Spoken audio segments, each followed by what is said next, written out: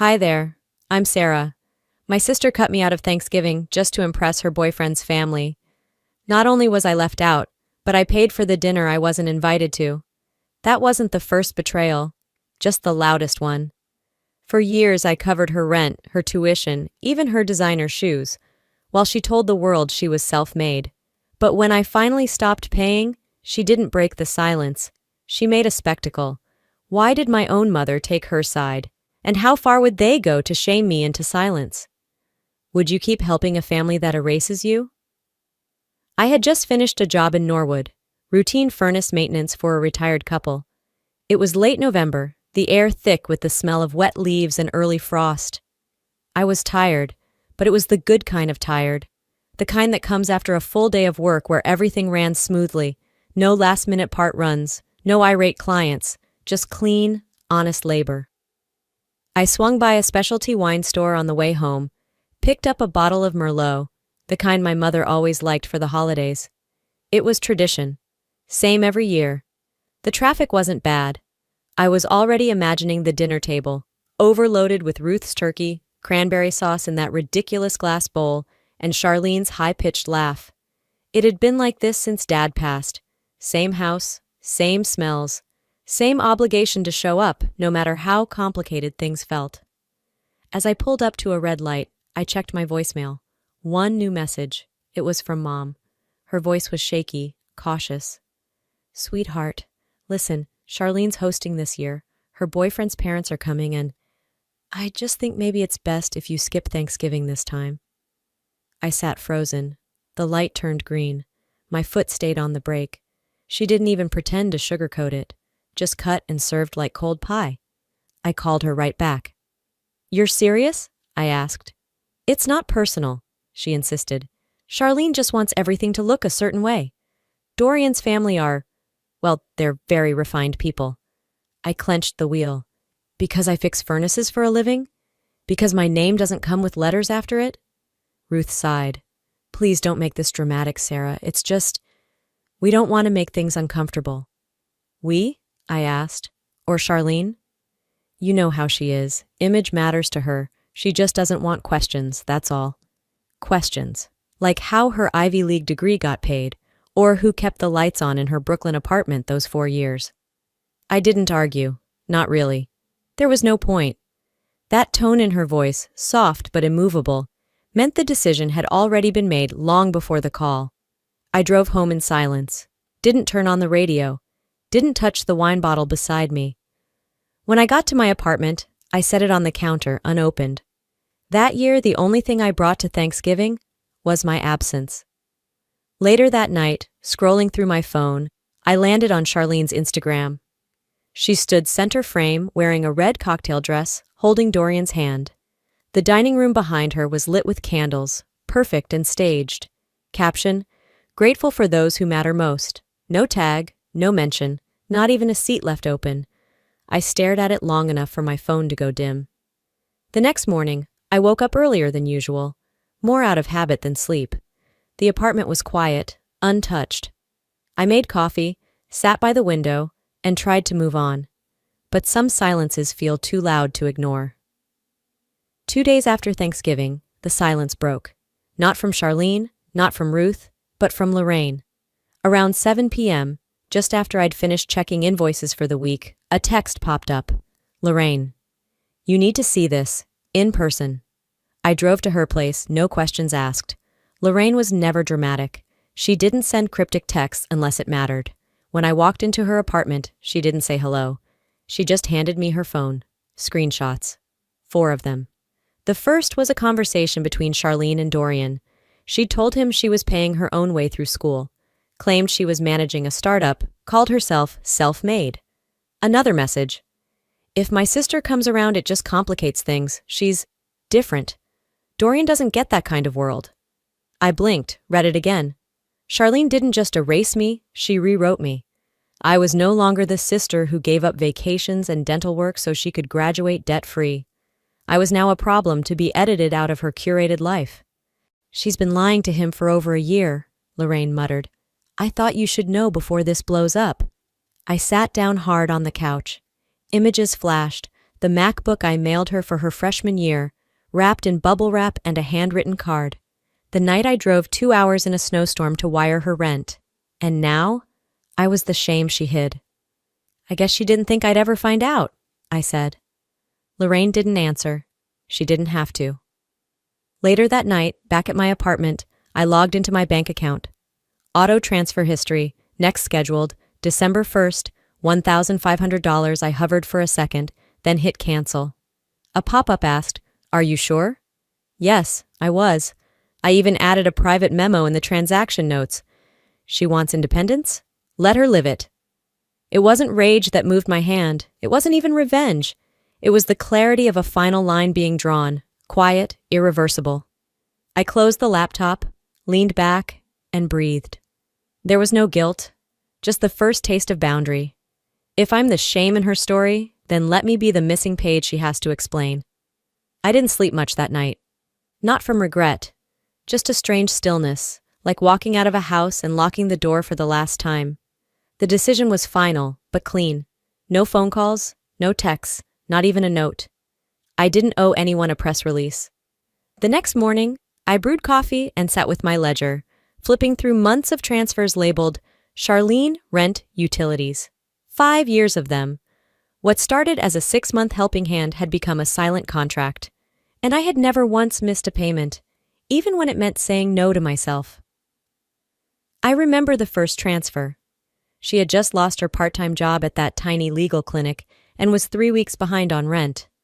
I offered to help for a little while. "Just until things even out," she said. That was December 2018. She moved into a nicer apartment 2 months later. Somehow, temporary help turned into designer handbags and wine tastings with Law Society friends she hadn't earned a place among. I never questioned it, not out loud. I took on more service calls, picked up weekend work, told myself it was what big sisters did. Even when I skipped a trip to Colorado with friends or canceled a dental appointment for the 3rd time, I chalked it up to responsibility. But the gratitude never came, just expectation. That evening, I opened Instagram out of habit, and there she was, Charlene. Red dress, hair blown out like she just stepped off a magazine shoot. Dorian stood beside her, oblivious. Location tagged. Private rooftop mixer, City Law Society. The caption? Grind now, glow later. Glow? She wasn't grinding. She was accessorizing lies I paid for. That dress alone could have covered 2 weeks of groceries, and she had the audacity to stand there and pretend she was building this life with her own hands. I put my phone down and cleared the last recurring reminders from my banking app. No more payment dates, no more emergency backups. It was all gone. Then I opened my journal. I didn't write a full page, just one sentence. She wanted the freedom to stand alone. This is it. I closed the cover and exhaled. The silence wouldn't last long. Guilt doesn't take holidays. A few days passed. Cincinnati stayed gray and quiet, the kind of cold that clung to your bones even indoors. I focused on work, trying to keep my mind forward, but by Thursday night, the silence broke. Again. This time it came wrapped in trembling guilt. Mom called right after dinner. Her voice was low and hushed like someone had just died. "She hasn't left her bed, Sarah. She's not eating. I think she's not okay." I leaned against the kitchen counter. "Has she seen a doctor?" A long pause, then a vague deflection. "She says she just needs time, but if something happens, how will we live with ourselves?" We. The same we that pushed me out of Thanksgiving. The same we that praised Charlene's polished image while quietly cashing my checks. Now suddenly, we had a crisis on our hands. "Mom, depression is real, but if she needs help, there are professionals for that," I said calmly. "Not a sibling's checking account." She sighed, tired and wounded. "You're not even going to ask if she's okay?" "She's 32. She has a phone. If she wants to talk, she can call me herself." I ended the call before she could add another layer of shame. 15 minutes later, I got a text from Beth. "Beth. Hey, is everything okay? Your mom just called me. Said you've cut Charlene off, that she's spiraling." Beth and I hadn't talked much lately. Life had gotten busy, but she was still the kind of friend who believed in giving people the benefit of the doubt, especially mothers. So now Mom had gone behind my back, tried to rally back up. Pitched the same sob story to anyone within reach. I didn't reply right away. I just stared at the message and thought, she's not asking how I am. She's asking if what Mom said is true. And that said everything. Later that night, I found myself thinking back to a snowy evening during Charlene's sophomore year. I had a service job on campus and decided to drop off her textbook in person. I showed up, still in my HVAC uniform, coat dirty, fingers red from the cold. She pulled me into a side hallway. "Can you change before anyone sees? Everyone here's in law. It looks weird." Back then, I told myself she was just young, embarrassed. She'd grow out of it. She didn't. I called Mom back the next day. She picked up fast. "If Charlene's unwell, I truly hope she gets the help she needs," I said evenly. "But I'm not the help she needs. Not anymore." Mom was silent. "Pain is real," I added, "but manipulation wears a costume." And this one was starting to unravel. The next cry for help wouldn't come with tears. It would come with followers. By the weekend, it wasn't just phone calls anymore. The drama had gone digital. I opened my Instagram to a tag I hadn't expected. Charlene had posted a black and white selfie, eyes glassy, hair tousled just enough to look tragic. The caption read, "It hurts when your own blood leaves you cold, but maybe I was never enough for them anyway." 1,000 likes in 4 hours. Comments flooded in. "No one deserves that." "Family's supposed to lift you up, not break you down. You're so strong. Keep going." Strong? She wasn't battling cancer. She was spinning a tale for attention and dragging me through the mud in the process. I didn't react publicly. I didn't comment or like or share. I just stared at the way she weaponized half-truths to build herself a stage. She wasn't looking for healing. She wanted applause. The next morning, Ruth called. "I hope you're proud," she spat before I could even say hello. "You humiliated her in front of everyone." I blinked. "I did what now?" "She's hurting, Sarah, and you're just sitting there letting the world think she's disposable." I took a breath. "I'm not doing anything. That's the point. I owe her nothing, and I refuse to keep paying for lies wrapped in silk dresses. Don't act like money's the only thing that matters." "No," I said flatly, "but respect does, and I haven't seen any from either of you in a long time." She didn't hang up. She just went quiet, and that kind of silence always said more than shouting ever could. Later that night, I started getting private messages. Former coworkers, acquaintances, even a few HVAC clients from way back. "Saw your sister's post. Are you okay?" She said you cut her off completely. What's going on? I didn't respond. Not because I didn't have the words, but because I refused to waste them. Instead, I posted one thing to my story, white text on a black background. "Silence isn't guilt. Some of us just don't explain abuse to strangers." The response? Split down the middle. Some clapped, some questioned, but I didn't care. That night, I sent Ruth a text. "If this continues, I will publicly list every dollar I paid, every bill I covered, and every excuse I've ignored. Try me." A warning is still a kindness, but I was running out of kind. I expected silence, but Charlene didn't do silence. She did spectacle. 2 days before Christmas, I was mid-sentence during a meeting with my lead techs when the lobby door slammed hard enough to make the floor shake. Heads turned. My heart already knew. Charlene. She stormed in like a hurricane, mascara streaked, hair wild, wrapped in a coat she clearly hadn't bothered to button. The front desk froze. Every conversation in the open office stopped mid-word. "There you are," she hissed, voice already cracking. "You think you're so above it now?" I stood from my seat slowly. "This is a place of business. You need to leave." But Charlene wasn't here for logic. "You cut me off like trash," she yelled, eyes darting across the silent room. "I made you who you are!" Gasps echoed. My HVAC supervisor visibly flinched. A junior tech whispered behind his clipboard. I didn't respond right away. I just walked toward her, calm and direct. "You're not welcome here, Charlene. Security will walk you out." She took a step back. "I'm your sister." "No," I said, my voice cool and sharp. "You're the sister of the woman who built this company. That doesn't give you permission to tear it down." The receptionist had already pressed the call button. 2 security guards from the building's main lobby entered, firm but polite. Charlene tried one last time. "You can't just erase me." I didn't blink. "You did that to yourself." They escorted her out without struggle, though her screams echoed all the way to the elevators. When the glass door shut again, the room held a tight breath. I turned to my team. "You all know who I am. That hasn't changed." They nodded. Slowly, work resumed. But later, in my office, I saw the fallout. Messages buzzing in the team group chat. Did that really just happen? Family drama? Wow. Boss didn't even blink. I stared at the screen for a minute, then closed it. In one scream, she proved exactly why I had to go silent. What do you do when they can't hurt your money? They aim for your name. It didn't take long. The morning after Christmas, my phone buzzed while I was pouring coffee. Ruth's name lit up the screen. I let it ring twice before answering. She didn't waste time.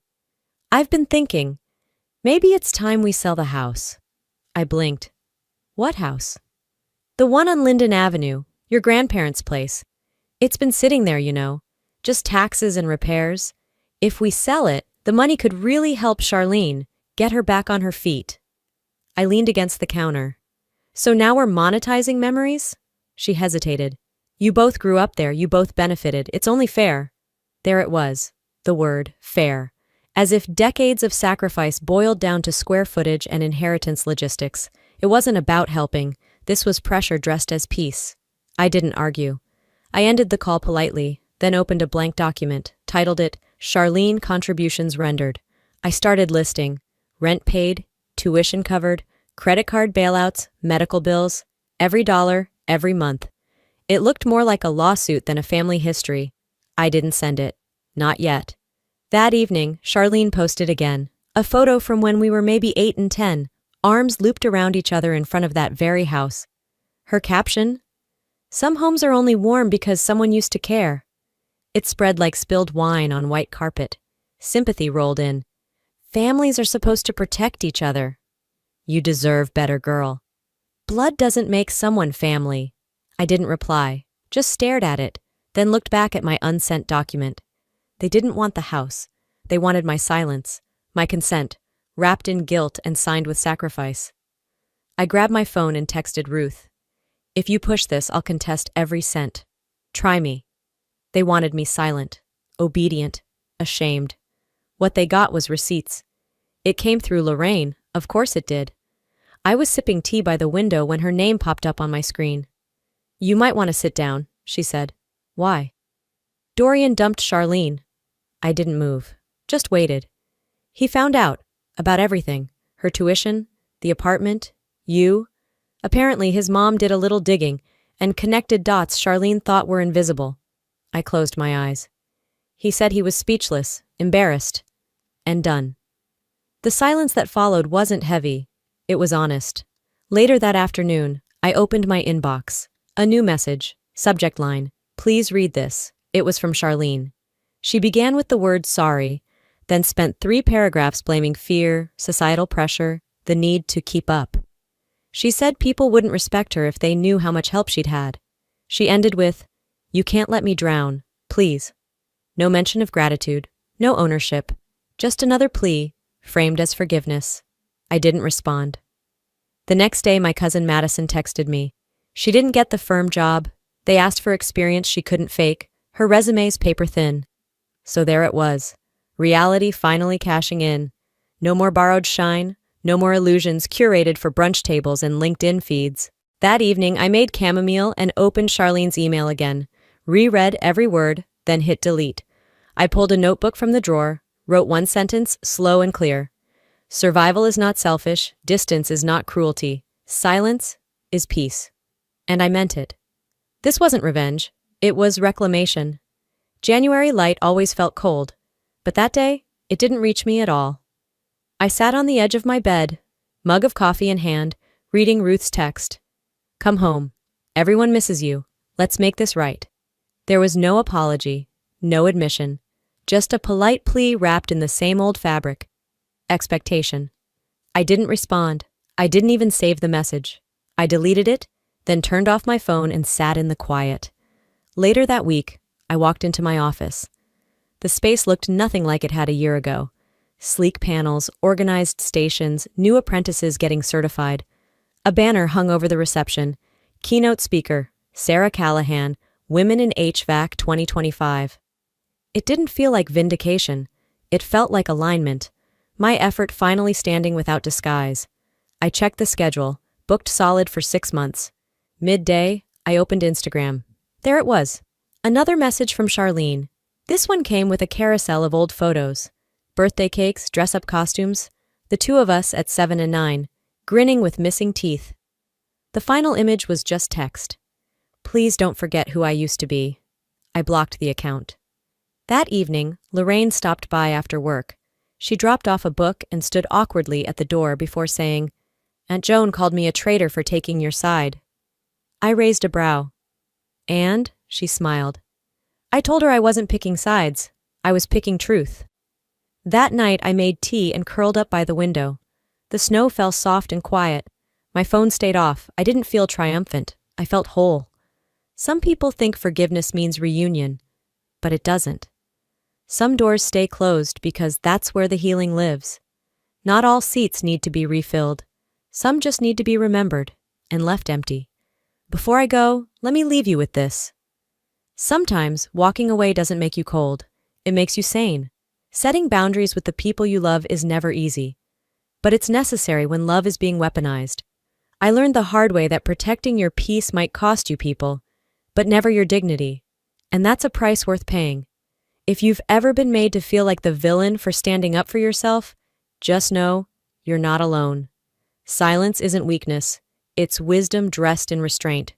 And sometimes, the strongest thing you can do is nothing at all. Now I'd love to hear from you. Have you ever had to walk away from family to protect your mental health? Or been guilt-tripped into staying silent for the sake of keeping the peace?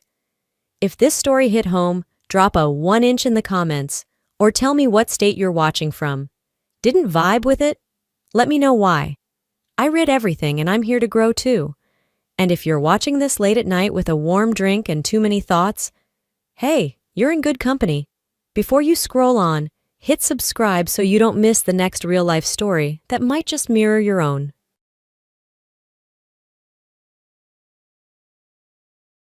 Hi, my name is Luna, and I'm 34 years old.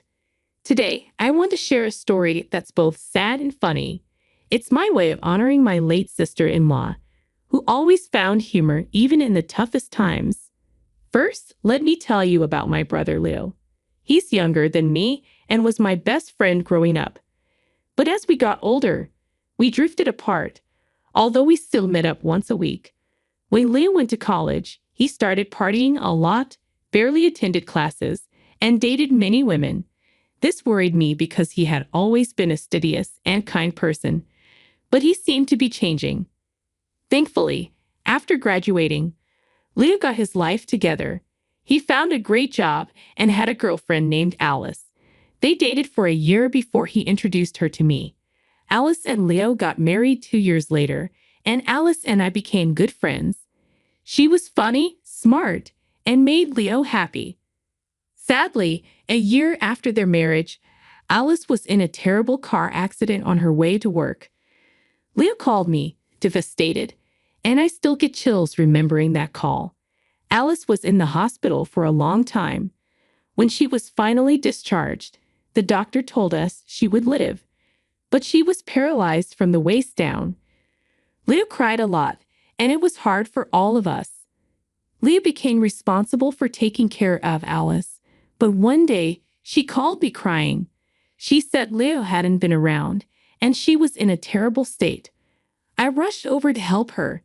"Thank you so much, Luna. You don't know how much you've helped me," Alice said after I cleaned her up. "Oh, hush. You're like my sister, and I want to help you," I replied. "I don't know how else to repay you, though. Maybe you could tell me why you're all alone. Where's Leo?" I asked. "I have no idea. He left yesterday to get groceries and hasn't come back yet." "What? Why?" "I don't know. He was unhappy about my accident and paralysis, but I hoped he loved me enough to stay." "You think he left you? Either that or something bad happened to him. I'd rather think he left than that he got hurt. Since he hasn't been back for so long, I'm going to assume you haven't eaten either. After I feed you, I'm calling Leo to give him a piece of my mind. I don't think that's necessary. Why not? He's abandoned you when you're most vulnerable. He needs to be yelled at. He never signed up for me becoming paralyzed. This is a huge change, and I can understand why he wanted to leave. Alice, if the roles were reversed, if he got into a horrible car crash and was paralyzed, would you leave him? Absolutely not. I love Leo, and I would want to stay with him no matter what. Then why are you excusing Leo's awful behavior towards you, especially when you would never treat him the same way? He may have vowed to stand by you in sickness and in health. I don't know. I've been trying my hardest not to let this consume me, but it hurts too much to think about Leo leaving. I'm sorry I got upset at you. Don't apologize. I'm just so mad at Leo for doing this to you. I can't even imagine what you're going through. It's hard. I haven't cried since he left, and I don't want to. Aside from the hurt, I feel so mad at him. You're right. There's no reason to excuse his behavior, but accepting the truth is just painful. Hey, it's okay. You know what? Why don't you come live with me? That way, I can take care of you, and you won't be alone. I don't want to be a burden on you. You are never a burden, Alice. And that was a rhetorical question. You're coming to live with me. Thank you so much. You really are an angel. Words cannot describe how upset I was with what Leo had done. But before confronting him, I needed to make sure Alice was okay. I fed her, gave her water, helped her get back to bed, and made her sleep for a while. Then I packed some of her things. I couldn't let her stay alone in a house filled with memories of Leo. After Alice woke up, I helped her into my car, and we drove to my place. Over the next 2 weeks, Alice was a mess. She went from being full of life to a shell of her former self. She cried constantly, and my heart hurt for her. I tried to help by taking her out for coffee whenever I could after work. I also kept trying to contact Leo, but he never responded to my texts or calls. One day, Leo finally picked up the phone, and I struggled to keep my cool. Hello, Leo. Wow, you finally picked up your phone. I'm doing good. What about you? Quit the sarcasm, Leo. Where in the world are you? I'm at home. Oh, yeah. Then explain why you weren't there when I went over. Why was Alice all alone? Oh, wow, you found out fast. Are you going to explain yourself? I don't see why I have to. Leo, you left your paralyzed wife home alone, covered in her own excrement. Don't you think that deserves some explanation? Look, I just don't want to take care of her anymore. Oh, weight on your shoulders. You promised to be by her side forever, no matter what. Those were just words. This is not what I signed up for. In my defense, I tried to be there for her, but she's just not the same anymore. You have no defense. If you had really tried, the least you could have done was talk to Alice about how you felt and then left her in the care of someone better. Running away is something only cowards do. Spare me the nonsense. I had to get away and did whatever I could to do it. If you're so big on taking care of Alice, maybe you should do it. Because, unlike you, I have sympathy and empathy. I care for Alice and want to make sure she's well taken care of. Well, I wish you nothing but luck. You can talk all high and mighty now, but give it a few months, and you'll see exactly why I left. Alice could never stop whining and crying. It was torture. What do you expect from someone who has just been through something so horrific? She needs space to heal, and you should have given her that. You've done nothing but add to her trauma. Whatever. I don't care about her now. I'm moving on to bigger and better things. Goodbye. I couldn't believe my brother could be so insensitive and inhuman. I was in shock and shaking with rage. When Alice asked later if I got through to Leo, I knew I couldn't lie to her. I told her the truth, and it seemed to wake her up. She went from being sad and heartbroken to hating Leo. She made hilarious digs at him and never cried over him again. Gradually, she returned to her old self, full of life and laughter. Alice tried to get a divorce from Leo, but he never responded to the papers. Pursuing the divorce would have taken a lot of money, which she didn't have due to her medical bills. So she just let it be. Time went on, and Alice and I became the best of friends. It felt nice to come home to a not empty house. The first year and a half of living together was great, but then things started to go downhill. It began with Alice getting a cut on her leg, which she didn't feel because of her paralysis. I didn't notice it since her legs were always covered, and she usually didn't need my help getting dressed or taking a shower. Alice must have seen it but didn't think it was a big deal. Unfortunately, the cut went unnoticed for 2 weeks and got infected. I'll spare you the gory details, but Alice's body was too weak to fight the infection, and she was quickly hospitalized. The infection had spread too far, and the doctor said she had only a few weeks to live. I was devastated, and so was Alice, but she put on a brave face for everyone who visited her. Only I saw her crying at night, and it took everything in me not to break down seeing her like that. Alice's final request was for me to hire a lawyer so she could create her will and to sit by her side until she took her last breath. The first task was easy. The second was not. I was inconsolable for days after Alice passed away. Her funeral was arranged quickly, and her entire family flew out to attend. After the funeral, some of her family members stayed with me. We were all grieving, and it felt nice to not be alone. I had almost forgotten about Leo until he showed up at my house just a week after Alice passed away. "What are you doing here?" I asked. "What do you think? I heard Alice passed away. You feel guilty about it now. Well, it's pointless." "I don't feel guilty at all. I feel great. Ever since I left her, life has treated me well. You are a piece of work. Get out. I don't want to see or hear from you again. Please, don't be so dramatic. I'm here for only one thing." "What is it?" "I'm here to collect my inheritance." "Inheritance? You came here for that?" "Well, I got a call from Alice's lawyer. She left me something in her will. $50,000. You're lying. She hated you. Why would she leave you so much money?" "Clearly, she didn't hate me enough. Did she leave you anything?" "No, but I don't care about that. That's a shame. The most valuable thing she gave me was being part of her final moments. No amount of money compares to that."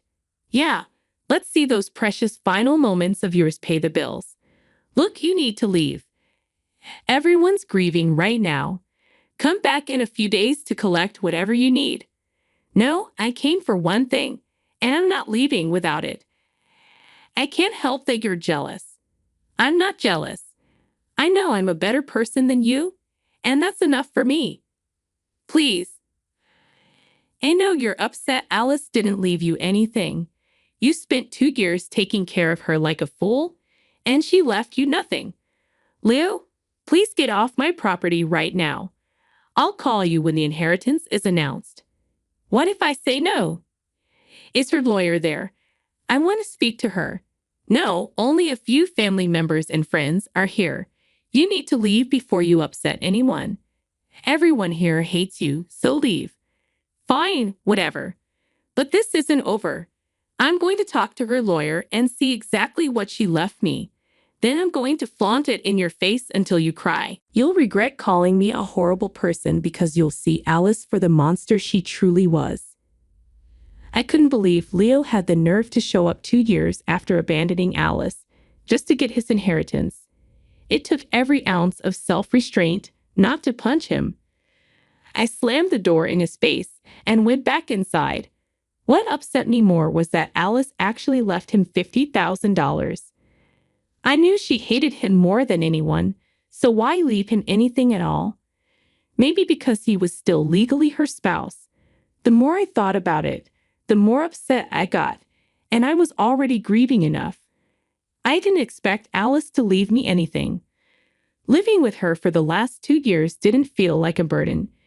It felt like living with my best friend. Still, I couldn't help but feel disrespected that she left Leo so much money. Over the next 2 days, I tried to put those thoughts out of my mind while coping with my grief. Then I got a call from Alice's mother, Maxine. "Hi, Luna.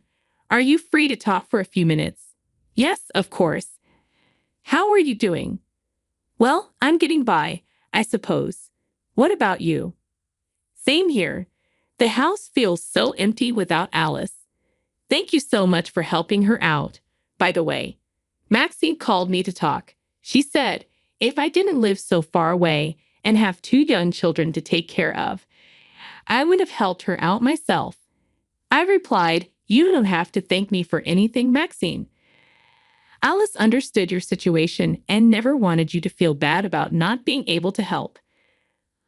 I'm just glad I could be there for her." Maxine said, "Alice was right. You're an amazing person. It's a shame you're related to that awful brother of yours."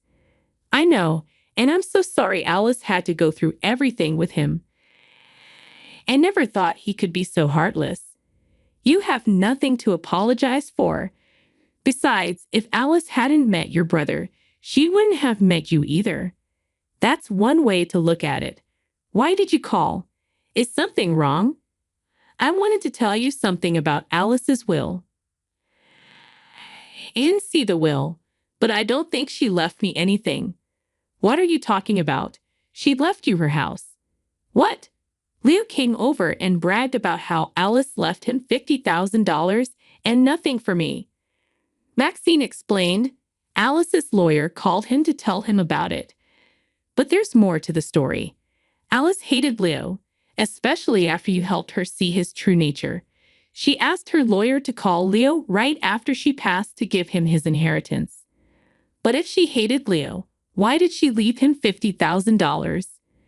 Aren't you curious about how she had $50,000 to begin with? I am, but I didn't think it was my place to ask. Well, Alice never had $50,000 in cash or her bank account. She had it in Blockbuster gift cards. Wait, what? So she's giving Leo a bunch of useless Blockbuster cards. Yeah, she wanted to leave Leo with one last screw you for abandoning her. Oh my God, that's amazing. Did you really think Alice would leave without giving you something? I wouldn't have minded, but Leo is coming over tomorrow. It would be amazing to see his reaction. Can you record it? Of course, I'll do it for you. I couldn't believe it. Of course, Alice would want to get back at Leo for abandoning her. I was so caught up in my grief that I hadn't thought of it that way. I felt bad for doubting her, but knew she did this to make me happy. I asked Maxine to send me a copy of Alice's will so I could show Leo if needed. Then I texted Leo and set up a meeting for the next day. I went to Alice's house to find the box of Blockbuster cards. I knew she loved movies, but to have that many cards was surprising. I started tidying up the place. Alice had left me one of her most cherished possessions, her house. She worked hard to buy it, and being there felt strangely comforting.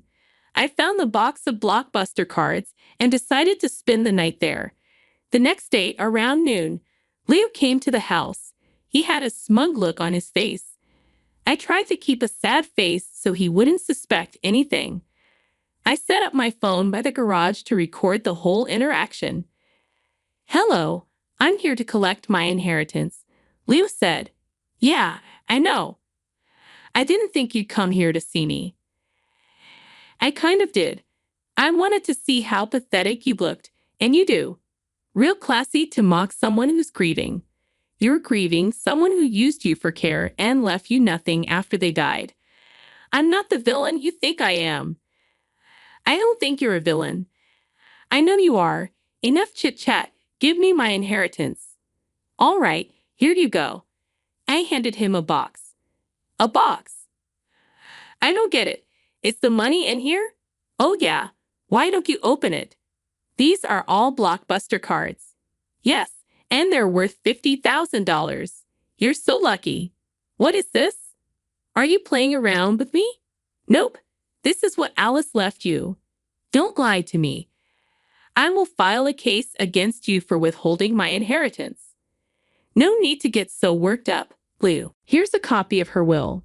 Look, she even instructed her lawyer to call you and tell you about what she left you. So this was all some sick joke. Did you really expect her to leave money to the fool who left her alone? When Alice first got paralyzed, Leo accused me of convincing her to leave him the joke inheritance. Believe me, Leo, I didn't do any of this. Besides, I could never come up with something this funny. Why did she leave you her house? Maybe because I took care of her until she passed. I'm going to take you to court. You're going to regret messing with me. Alice loved me. She did everything I asked her to. There's no way she would have done this to me. Oh, so you admit you only stayed with her to use her. That's lovely to hear. Shut up. The next time you hear from me, it will be through my lawyer. You better be prepared. Do your worst. I doubt you can do anything worse than what you did to Alice. Leo angrily walked away, looking like a child throwing a tantrum. As soon as I closed the door, I burst out laughing. It was the first time I had properly laughed since Alice passed away. It felt like Alice knew this would cheer me up, and it really did. I don't know why Leo thought Alice would actually leave him all that money.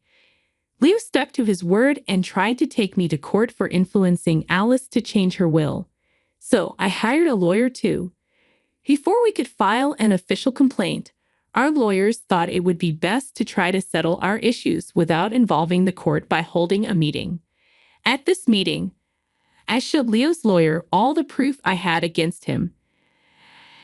Showed proof of him abandoning Alice just 2 months after she got paralyzed. I showed proof of how Leo never helped Alice financially even after he left. Most importantly, I showed the lawyer the video of Leo coming over to collect his inheritance.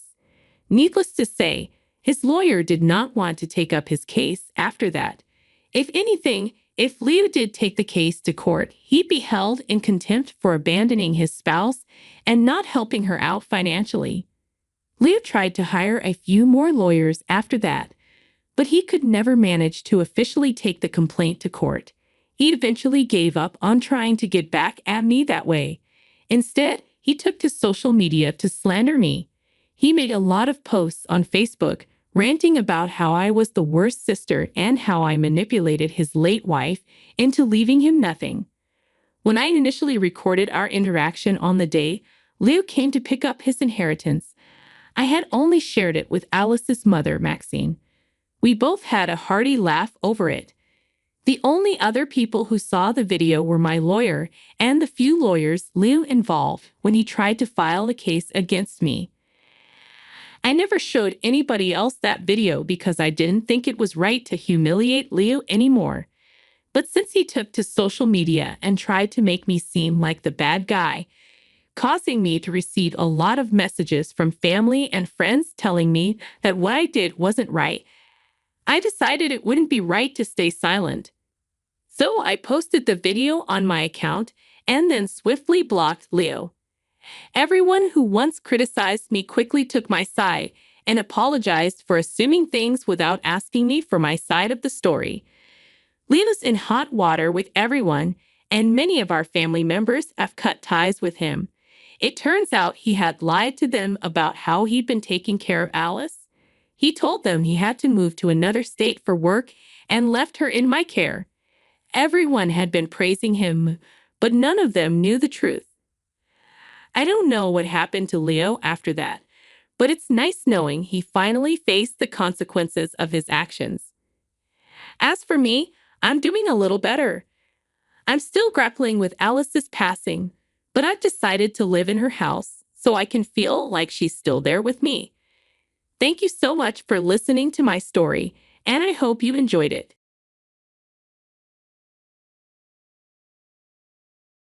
My name is Amelia, and I'm 33 years old. I'm a stay-at-home mom. I've been married to Dylan for 6 years, and we have a 5-year-old daughter named Ruby. Since we got married, we've been living with my in-laws, Aaron and Scarlett. Both they and Dylan treat me more like a housekeeper than a family member. We live in Dylan's hometown, a small farming community known for its close-knit, neighborly feel. My in-laws are farmers, and ever since I married Dylan, they've given me lots of farm chores, housework, and even neighborhood committee duties. No matter how much I protest, they just say it's the duty of a daughter-in-law. While the people on the committee are nice and the housework is manageable, the farm work is particularly exhausting. I eventually learned to operate machinery like the combine harvester, but it was hard at first. Other tasks like weeding still tire me out. You really are slow, aren't you? You act like you're some kind of aristocrat, Scarlett would say. I'm sorry, Scarlett, I'd reply. Move faster, with your awkward posture will take forever. Aaron would add. I'm sorry, Aaron. Every day was filled with apologies to Aaron and Scarlett, whose words were cutting. Occasionally, they call me harsh names like stupid and inept, leaving me feeling emotionally and physically drained. One day, I asked Dylan, "Hey, could you please talk to Scarlett and the others? My body can't handle this." Dylan responded with an annoyed smile, "Come on, my parents are getting older. Help them out, we're family." That was his dismissive answer. But then his expression turned stern. "What else are you good for except the chores my mom asks you to do? You're in no position to complain." I couldn't respond to his cold gaze and words, managing only a forced smile and saying, "All right, I'll do my best." Usually, I would have had a retort, but by then my senses must have been numb. I had thought Dylan was the one, especially given his gentle smile before we got married. How quickly he changed after the wedding night. I realized too late that his smile was merely a facade. While he never raised his hand to me, Dylan became emotionally cold and left me feeling isolated. The only blessing in my married life has been our daughter, Ruby. She's turning 6 next year and will be starting elementary school. After preschool, she runs to me and we embrace. As we hug, I stroke her head and snap out of my daydreaming. Mom, today at preschool, walking back from preschool with Ruby is the most peaceful moment of my day. Mom, does your hand hurt? Ruby looks at me with concern. I had a bandage on the hand I was holding Ruby's with from a scrape while working in the garden. Thank you, I say. I smile at Ruby and say, I'm fine. Face relaxes. As soon as we step in the door, Scarlett's sharp voice greets us. You're late. You're spending too much time just picking up a child. Ruby and I both flinch. I wish she'd at least greet Ruby with a "How was your day?" Scarlett, Dylan, and my in-laws have always been cold, not just to me but to Ruby as well. I quietly tell Ruby to put down her back. As she heads to her room to escape Scarlett, I hear Scarlett snort. Amelia, don't you plan on having any more kids?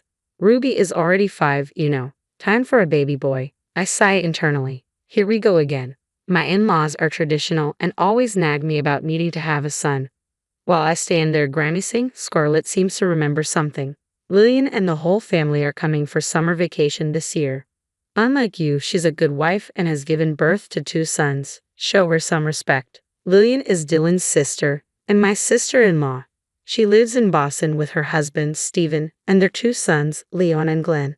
They are as self-centered as my in-laws, and I find them hard to get along with. Leon and Glenn are no better. Their lack of manners is apparent. It's rare for Lillian to visit except for Christmas, so it's odd she's coming for the summer. The mere thought of the upcoming vacation gives me a headache, especially considering the friction between Ruby and Lillian's boys. Stephen's a decent guy though, so that's a relief. Fine, I'll prepare their bedding, I say, heading upstairs. Scarlett calls out after me, why not ask Lillian for some tips on how to give birth to a boy? My head heats up at her insensitive comment, and I feel dizzy. I turn back and see Scarlett's unsettling smile. Ignoring her, I go to my room and unlock my phone. The truth is, I have another source of comfort. Messaging with my first cousin, Naya, who's like a sister to me. She's also a housewife and lives in Boston. We vent to each other about our families. We can't chat long because we both live with our in-laws, but these small exchanges are one of my stress relievers. I open WhatsApp to tell her about what just happened with Scarlett, but stop. There's already a new message from Naya. Reading it, I'm shocked. About a month later, Lillian comes to visit for the summer vacation, bringing only her sons, Leon and Glenn. Scarlett tilts her head, puzzled by Lillian's actions. Hey, where's Stephen? She asks. He got caught up with some work. Lillian responds. That's a bummer. Well, make sure you all relax and recharge, Scarlett says. I nodded in agreement. Let's play with water in the yard. Leon and Glenn tossed their bags by the door and dashed outside. Peering out, I saw them turn the garden hose on full blast, splashing water all over the yard. If they keep spraying water like that, it's going to be tough cleaning the walls, and Aaron's cherished potted plants were nearby too. Unperturbed, Leon and Glenn happily splashed water and mudded at each other. Wondering where Ruby was, I glanced around and saw her watching Leon and Glenn's antics from an upstairs room. I'm tired. Housekeeper, where's the food and coffee?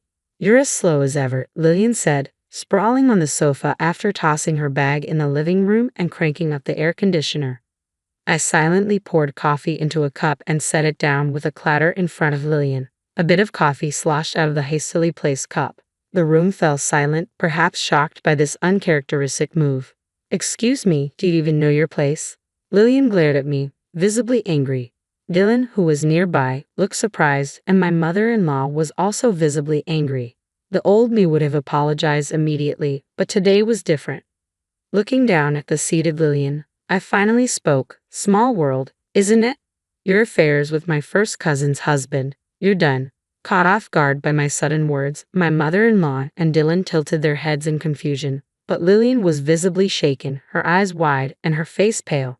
To explain, let's rewind to the day I found out Lillian was going on a summer vacation. I was about to vent to my friend Naya via text when I received a shocking message. I'm getting a divorce. Concerned, I immediately texted back, asking if she was okay. I found out my husband is cheating on me. I'm tired and considering divorce, Naya replied. I could sense a myriad of emotions from her concise message. Can we talk tonight? She texted, and I agreed. That evening, after making sure the family was asleep, I quietly slipped out of the in-laws' house. I unlocked a small shed within the grounds, thinking it would be a good place to talk privately. It was a bit dusty, but that was the least of my concerns. Making calls inside the main house would just cause a ruckus and, worst case, my phone could get confiscated. I texted Naya that I was ready and received a call from her shortly after. Hello. Naya's voice sounded nasal and muffled, likely because she had been crying. Are you okay? I asked. I had heard that Naya was going through a tough time, but I never imagined it would end in divorce due to cheating. As I pondered this, Naya started to speak more calmly. She said there had been signs of cheating, but like me, her self-esteem had been eroded by her husband John and her in-laws to the point that she couldn't say anything. One day, she wasn't feeling well during her daytime part-time job and decided to go home early. Although John and her in-laws were supposed to be out at that time, for some reason, John's car and an unfamiliar parasol were at the front door. When she cautiously entered the house, she found John embracing another woman. The other woman didn't even flinch. She was surprised for a moment when she saw Naya, but then she grinned as if she had won. But that wasn't all. Naya continued.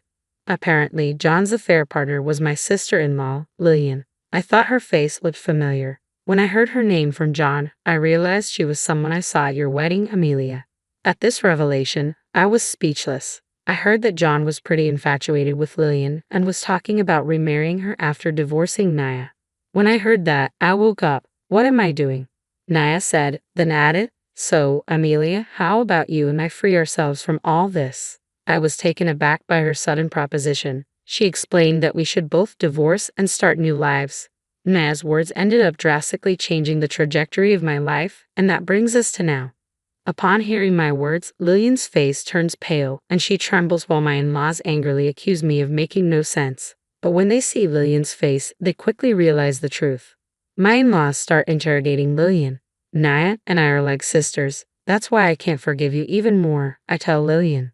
That's why Naya has consulted a lawyer to sue you for damages. Stephen found out about your cheating and fled home, didn't he? My in-laws begin to panic upon hearing lawyer and damages, probably worrying about their social standing and money. Lillian, who had been pale until now, glares at me defiantly. So what? Even if I come back to this house, you'll just be working as a alleged housekeeper, she says. I just smile. That's not possible. I'm divorcing Dylan too, I say and pull out the divorce papers with my signature on them. Dylan, who had been watching all this like it was someone else's problem, suddenly starts frantically switching his gaze between the divorce papers and me. Realizing I was dead serious, Dylan tears up the divorce papers into tiny pieces. What will happen to Ruby? You think you can raise her on your own? Dylan's voice quivers as he speaks, showing a rare glimpse of human emotion that I hadn't seen in a while. Did you forget that I was a working professional before we got married? Actually, I've already got a line on getting back into my old job. Hearing me speak assertively, Dylan looks like a fish out of water, opening and closing his mouth in disbelief. Behind him, Lillian is getting an earful from my mother-in-law while she rambles incoherently. The sounds of Leon and Glenn laughing as they play in the muddy yard fill the air.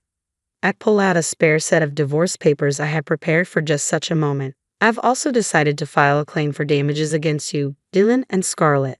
My lawyer will be in touch, so please direct all future communication to them. Dylan stands there in a stupor, as if drained of all life. Maya had already consulted with a lawyer she knew and introduced me to them. I paid the initial fee for my savings from when I was single and agreed to pay the rest from the settlement money. I made time to meet with the lawyer, leveraging moments when I was out for community meetings. The recordings I had of my mother-in-law and Dylan's verbal abuse, along with a detailed diary of what had happened, worked in my favor. The lawyer assured me this is definitely to our advantage. All the caution I had exercised, thinking it might help me one day if I decided to divorce, pay off big time. Hey, don't make decisions without us. Scarlett and the others noticed our conversation and started to confront me all at once. Scarlett, Aaron, you've been so kind to me until now. I know the ladies in the community don't like Scarlett, but please do your best to build good relations with the neighbors after I'm gone. Maintaining my smile, I added, and Aaron, maybe cut back on the affairs with young women and work together as a family. You'll need it.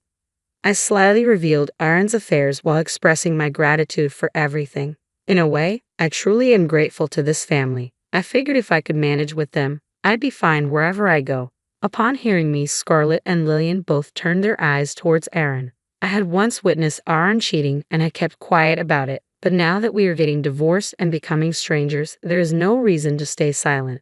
While Scarlett and Lillian turned their eyes towards Aaron, I walked past a stunned Dylan and headed upstairs. With just a few belongings and holding Ruby's small hand, I left the in-laws' house. As I headed to the station, feeling more relieved than I had in years, I ran into a woman known around here for loving gossip. I told her everything, what I had gone through, and what had just happened. 2 months later, my divorce from Dylan was finalized, and Naya's was too. Dylan transferred more money into my account than he was required to, saying it was for my mother-in-law. I'd even received an apology letter from her, but I haven't responded. I have no plans to associate with them anymore. Thanks to the gossip-loving woman, they are now under criticism from the community, labeled as a morally harassing family abandoned by their sons' wives. Moreover, the daughter came back home after cheating. Apparently, my mother-in-law had to sell off their fields to pay me and Naya the settlement money, and I've heard that she is now treating Lillian like a housekeeper. Right now, there is chaos due to Aaron's affair, as I found out through a call from Dylan. I ignored it. It's none of my business anymore. Ruby smiles much more now compared to when we were living with the in-laws. Right now, she's enjoying pancakes with a freshly divorced and cheerful Naya. If it weren't for Naya's intervention, I might never have awakened. From now on, I am living for Ruby's and my own happiness.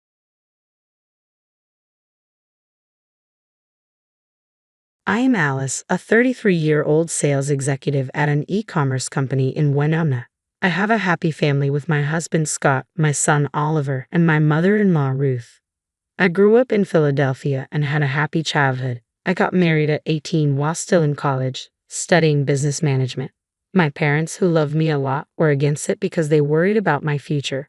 But I was deeply in love and didn't think about the consequences.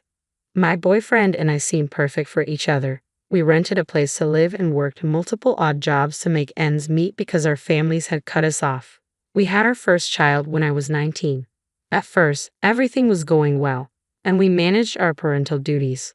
But soon after Oliver was born, things changed. My husband's father died in a car crash, and his mother had a severe shock that led to her being diagnosed with Parkinson's disease. Not being able to see his family deeply upset my husband. I supported him, but he eventually quit his job and became irresponsible. He got into gambling and became abusive. When he hit our 5-year-old son, I left him. I started over from scratch and found my current job. I decided to take a break from dating to focus on myself and my son. After a year, my best friend invited me to dinner with her and her fiancé. At the restaurant, A handsome man with warm hazel eyes asked if he could sit next to me. It was Scott. Yes, please, I smiled. We met again shortly after at her wedding, but we barely spoke. At the end of the evening, though, he came up to me and said, Alice. Oh, hi, I replied. I hope you don't mind me saying this, but you look stunning in that gown. I shyly thanked him and asked if he would like to take a walk after the wedding. During that walk, we talked about our career goals, hobbies, and families. There was no going back after that. We eventually started dating and got married. He's been a loving father to Oliver.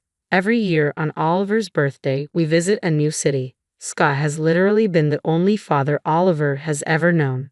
Even my mother-in-law Ruth loved Oliver, but things changed after I got pregnant. One day, while waiting at the checkout counter at Walmart, I overheard her talking to the cashier. Please check once again if any fruit is not rotten.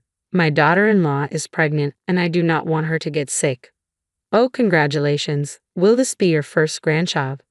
Well, it'll be my first real grandchild. I have a step-grandson who's 10 because my son married my daughter-in-law when he was 5, but I try to treat him the same. Tone was full of pretense, and the cashier, keeping things professional, only gave a faint smile. That day, I realized Ruth never truly loved Oliver with her whole heart. She also had a granddaughter from my sister-in-law, whom she adored since birth. She pampered her with gifts and spent as much time as possible with her. Anyone who saw Ruth with her granddaughter would think she was the best grandmother ever. Well, she probably was, but only for her daughter's child.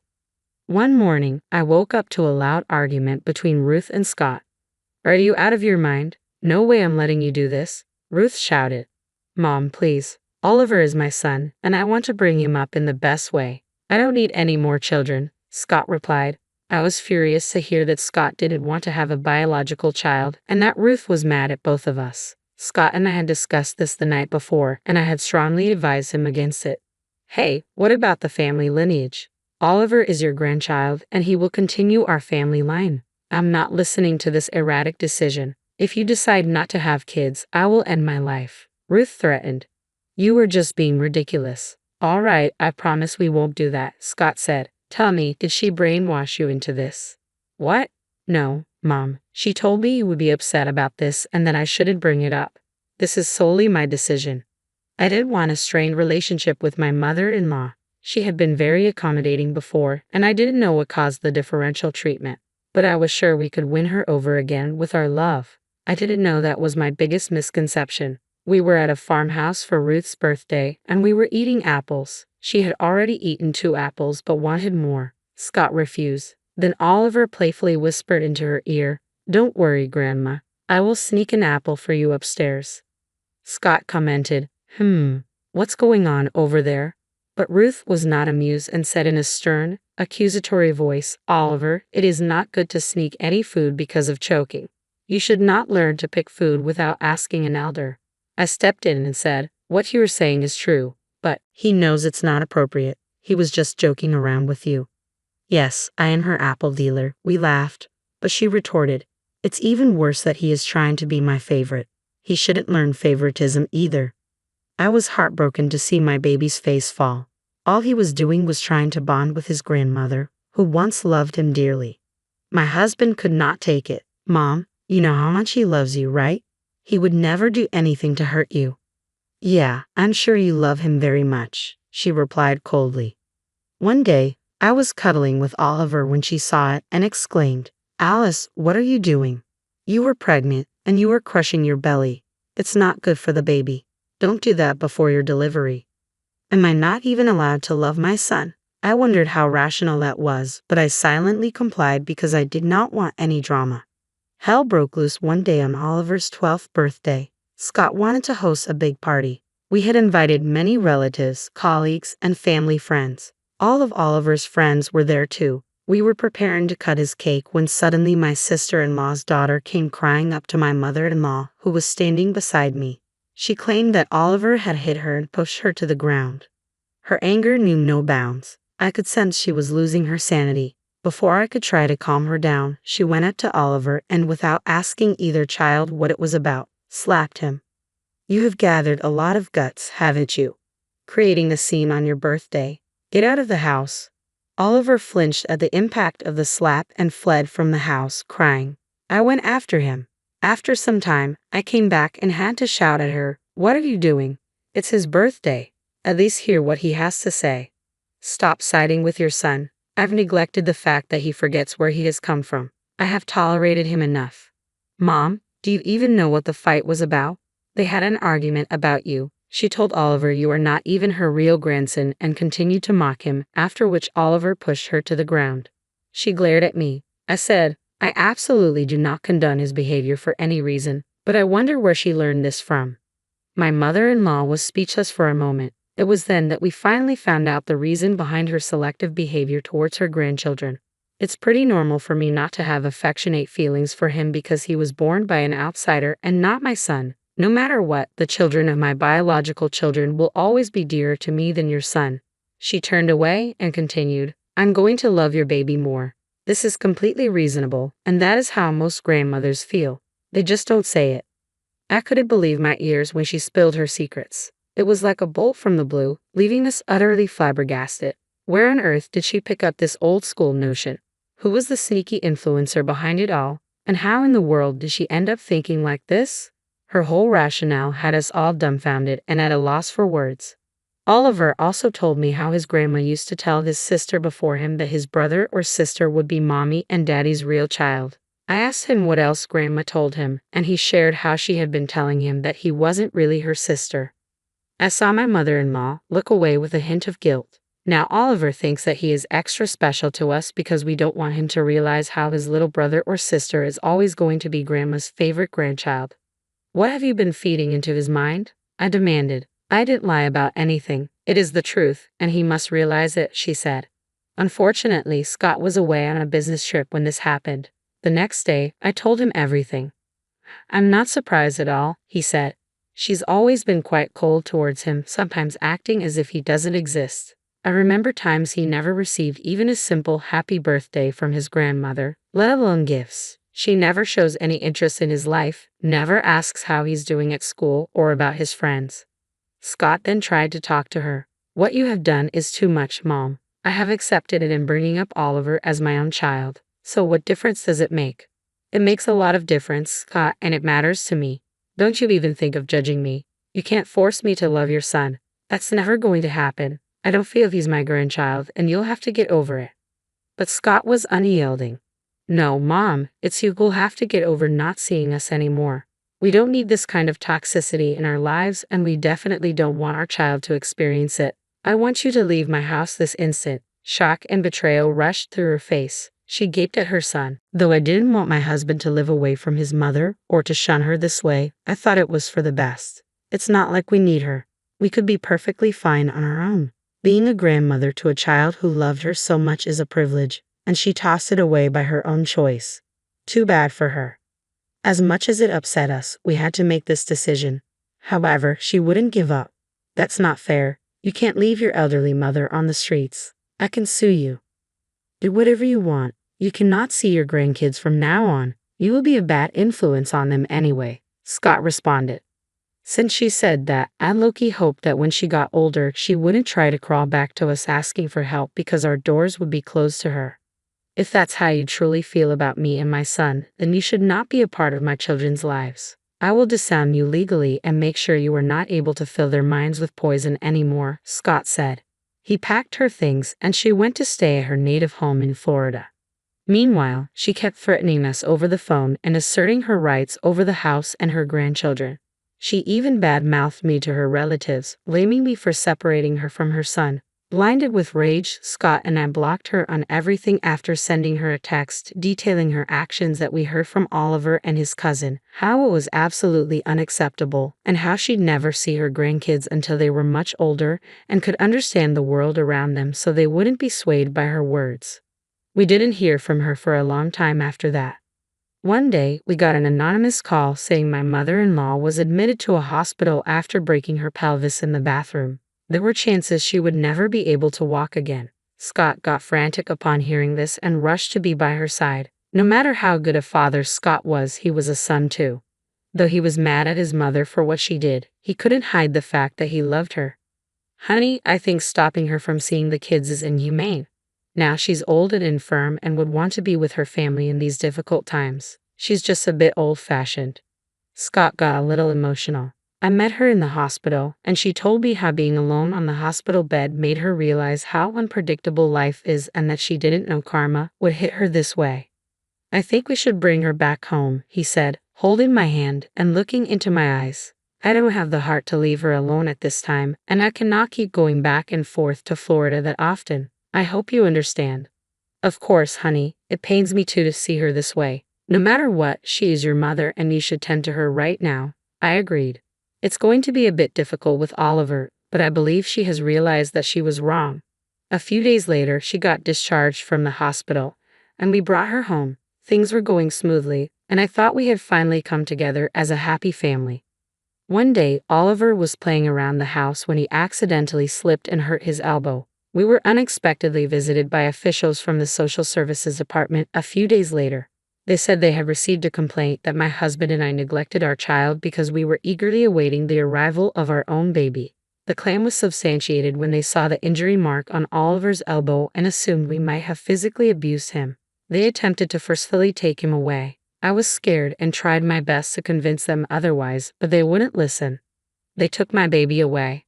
I was inconsolable, Scott said. I wonder who might have given them this false information. My mother-in-law suggested we visit the office and personally convince them to let us keep Oliver.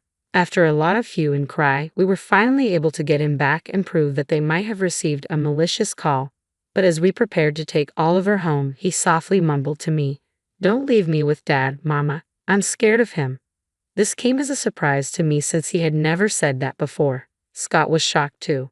He tried to hug Oliver. One day, I found Oliver alone and managed to talk to him about that day. Oliver loves his mama, doesn't he? Yes, Mama. And he never lies to me, so will he answer honestly? He nodded. Why are you scared of Daddy, honey? Did he say something? No, but Grandma said once the baby is here, he will throw me out of the house. Such spite. We gave her another chance to have a happy family, and she totally blew it. I realized she could never accept us. I also suspected she was the one who had contacted social services with the fake complaints. But I decided not to confront her right away and talk to Scott first. However, fate intervened. Ever since her accident, my mother-in-law had been using a wheelchair. That evening, she was preparing coffee when she accidentally spilled hot water on her leg. Mother of God, help! She screamed at the top of her lungs as she sprang from her wheelchair and rushed to the kitchen to get some ice. Coincidentally, Scott returned from the office at that moment. I came out of my room, and both of us were appalled to see that she had been faking her injury to get back into the house. Mom, you can walk? She froze and slowly turned around to see us. Oh, the impact of the hot water was such that I could finally walk. What a miracle. I guess she didn't realize that she couldn't fake it anymore. This is sick, Mom. How could you stoop so low? I have idolized you since childhood, and this is how you turned out to be, just because you despise a little child so much. I had never seen Scott so angry and sad at the same time. I trusted you and wanted to take care of you when I heard about your accident. This is how you repay me. Get out of my house now. Honey, please hear me out. I did all of this because I wanted to make you realize that we can be a happy family even without that child. Your child needs a grandparent. Don't deprive her of this happiness. What will you say once she grows up and finds out she has a grandmother you chose to hide from her? I will take care of it. When he or she is old enough to understand your wrongdoings, they will automatically see that you could have done no good by being around them. Scott packed her things and came back with her luggage. You can't be a good mother if your mind convinces you to do and say all that to a young child, and even brainwash him. We never saw his mother after that. A few months later, I gave birth to a beautiful baby girl. Scott loved both his children equally and taught them always to stand by the truth. I often reflected on how different mothers can be. My mother was modern and progressive despite being from the countryside. She rarely talked about marriage and kids, always pushing me to fulfill my career goals. Unfortunately, I didn't value her ideas back then because I wanted to get married so badly. But life shows you the mirror eventually. I learned from my mistakes and the people I met. Scott and his mother were from the same family but different generations. While I cannot entirely blame her for having such notions, I think if she had truly loved Scott, she would have found happiness in his happiness. Her comments about and to my son had been unreasonable and unfair. Luckily, Oliver hasn't grown up to hate and disrespect her, but he always remembered her as his grandmother. I could not even begin to imagine what would have happened had she stayed with us longer and continued her dirty games. Fortunately, fate took its toll on her, and we were free of her toxicity and drama once and for all.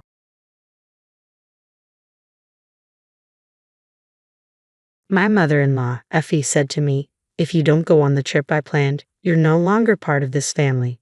Since you married my son, you should understand this. It's just common sense." She looked at my husband, Cody, for support. I stopped Cody, who seemed ready to say something, and agreed to her demand. Effie added, "Marrying someone so clueless is such a hassle. If you don't come, it's divorce. I'll teach you how to behave from now on." I was tired of her absurd comments, but I didn't realize this would be my last trip with my in-laws. I'm Liliana, 32 years old, and I run a small app development company that I love. My husband Cody is 37 and works at a bank. We are both passionate about our jobs and often talk about work for hours, sometimes until morning. Cody understands my work and we share household chores. We love our work so much that even after 4 years of marriage, we don't have kids yet, although we hope to someday. My family runs an auto parts factory started by my dad, now managed by my brother. Their support has allowed me to pursue my dream of starting my own app company. Even though our industries are different, I often consult with my brother and dad, and they are always supportive. Cody's family also runs a small factory. Being an only child, Cody was expected to take over, but he chose banking instead because the factory wasn't doing well, and his father, Andy, was considering closing it. Cody got interested in banking as a child after meeting the kind and impressive banker who helped his dad. Cody worked hard to become a banker and now works at a major bank. On the surface, our marriage seems fine, but it's not going well. Effie doesn't think much of my job because I can work from home. She sees it as a frivolous job and doesn't understand it at all. I get it. For older generations like our parents, my job is hard to grasp. Even though I can work remotely, my job can be exhausting. I always adjust my work schedule around the in-laws' plans, so I never inconvenience them, but it's frustrating that they think remote work is easy just because it's flexible. Effie also disapproves of other things about our life. We built our house halfway between our parents' homes, and it takes less than 30 minutes to reach either house. As a dual-income couple, we manage our spending and savings separately, value our independence and privacy, and contribute a fixed amount for living expenses each month. Effie doesn't like this either. She thinks it's wrong for a couple to have privacy and secrets, and she doesn't consider us a true family. I believe Effie dislikes me and finds fault in everything I do. She adores Cody and sees me as a nuisance. Every time we meet, she makes snide remarks about us not having children yet. It's a sensitive topic for me, and I'd rather not be reminded. Childbearing is a delicate topic, and it's usually polite to avoid it. Effie brings up the topic of having children every time we meet, so I've started to avoid her. To avoid worrying Cody, I've been staying late at work on purpose. Effie has done many surprising things, but there was one incident I couldn't forgive. It happened on the day of my best friend's wedding. After her wedding, my friend was moving abroad, so we wouldn't be able to meet as often. I was really looking forward to celebrating her big day. However, a week before the wedding, Andy came to me with a request. He had an important business reception and wanted me there. Naturally, I refused. The only thing more important than my friend's wedding would be a parent on their deathbed. That night, when I got home from work, my in-laws were at our house. As soon as she saw me, Effie confronted me angrily. "Liliana, what are you thinking? Refusing Andy's request is outrageous. You're my son's wife. It's only natural to prioritize family obligations. Your refusal is unacceptable. You need to rethink your priorities," she yelled. Cody was there too, but he said nothing. After asking, I found out the reception was critical for the future of the company. To me, my best friend's wedding was just as important. I told Effie, "I understand what you both are saying, but my best friend's wedding is an important event for me, and I don't want to miss it. Besides, I'm not even an employee of Andy's company." Even Cody chimed in, "Can't you make an exception this time? This is really about the survival of the company." "I'm going to, and it's a family effort. We can make it up to you for missing the wedding. It's a family crisis. Can't you help us?" I was shocked. I never thought Cody would say such a thing. He knew how much I was looking forward to the wedding. Then Andy spoke. "I understand Liliana's point, but this time we really need your help. The atmosphere made it hard for me to refuse. It wasn't just any reception. In the end, I reluctantly agreed to skip my best friend's wedding. I told my friend the truth and explained why I couldn't come. Given that I had previously talked to her about my family situation, she understood my predicament. In fact, she was more concerned about me. Unfortunate to have such a kind friend. I felt guilty for missing her big day, but once the decision was made, I had to focus on making the reception a success. On the day of the event, Cody and I arrived at the venue early and tried to contact Effie. However, for some reason, Effie didn't answer her phone. As I worried about what to do, the in-laws finally arrived at the venue just 10 minutes before it was set to start. To my surprise, they were in a disheveled state with messy hair and wrinkled suits and shirts. I was shocked and asked, "Effie, what happened? What's with your shirt? Today is an important reception, right?" She awkwardly responded, "I just overslept." "Liliana, make sure you're not rude." I was so close to snapping back with, "I don't want to hear that from you," but somehow I managed to hold back. I really want to give myself credit for keeping my composure. During the reception, Effie, not knowing how to converse properly, made a series of rude comments to our guests. She meant them as jokes, but their strange smiles made it clear they weren't well received. As expected, we didn't secure the contract, and the reception ended without success. I thought to myself that it was to be expected. If I had known it would be like this, I would have preferred to go to my best friend's wedding. I was infuriated at being dragged into such a disastrous reception, ruining my plans and causing issues with the in-laws. To my dismay, they didn't acknowledge any wrongdoing.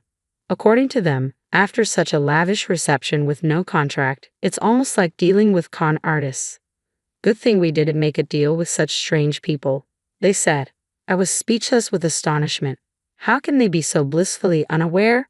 After this incident, I became even more uncomfortable with my in-laws and started avoiding them. Unfortunately, there's something I can't avoid. Cody's family has a tradition of going on a family trip every year since his childhood, and it has continued even after we got married. Since our marriage, I've been expected to join these trips.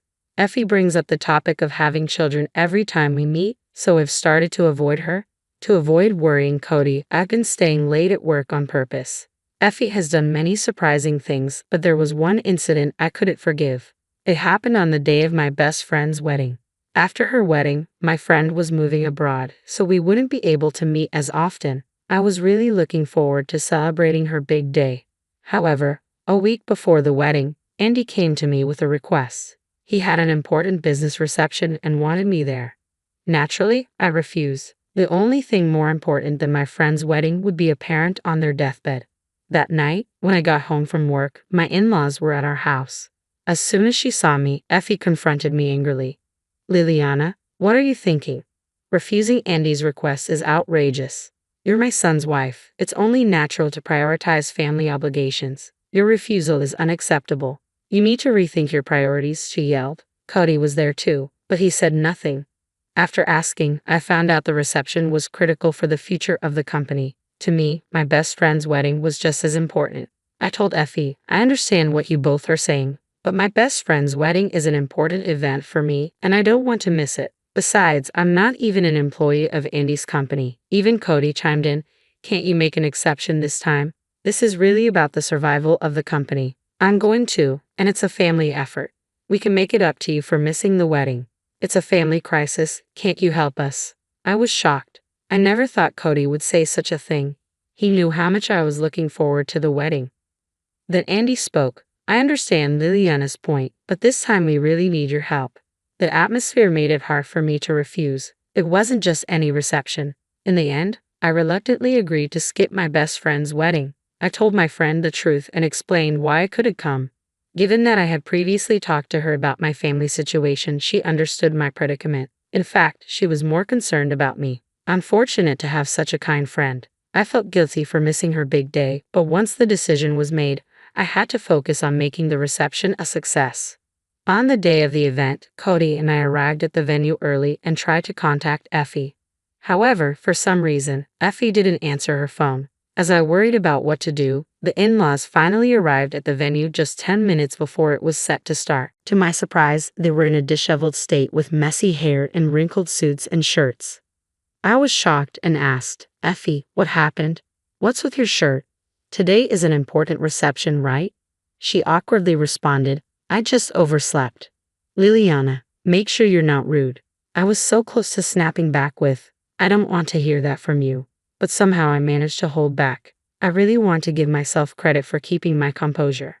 During the reception, Effie, not knowing how to converse properly, made a series of rude comments to our guests. She meant them as jokes, but their strange smiles made it clear they weren't well received. As expected, we didn't secure the contract, and the reception ended without success. I thought to myself that it was to be expected.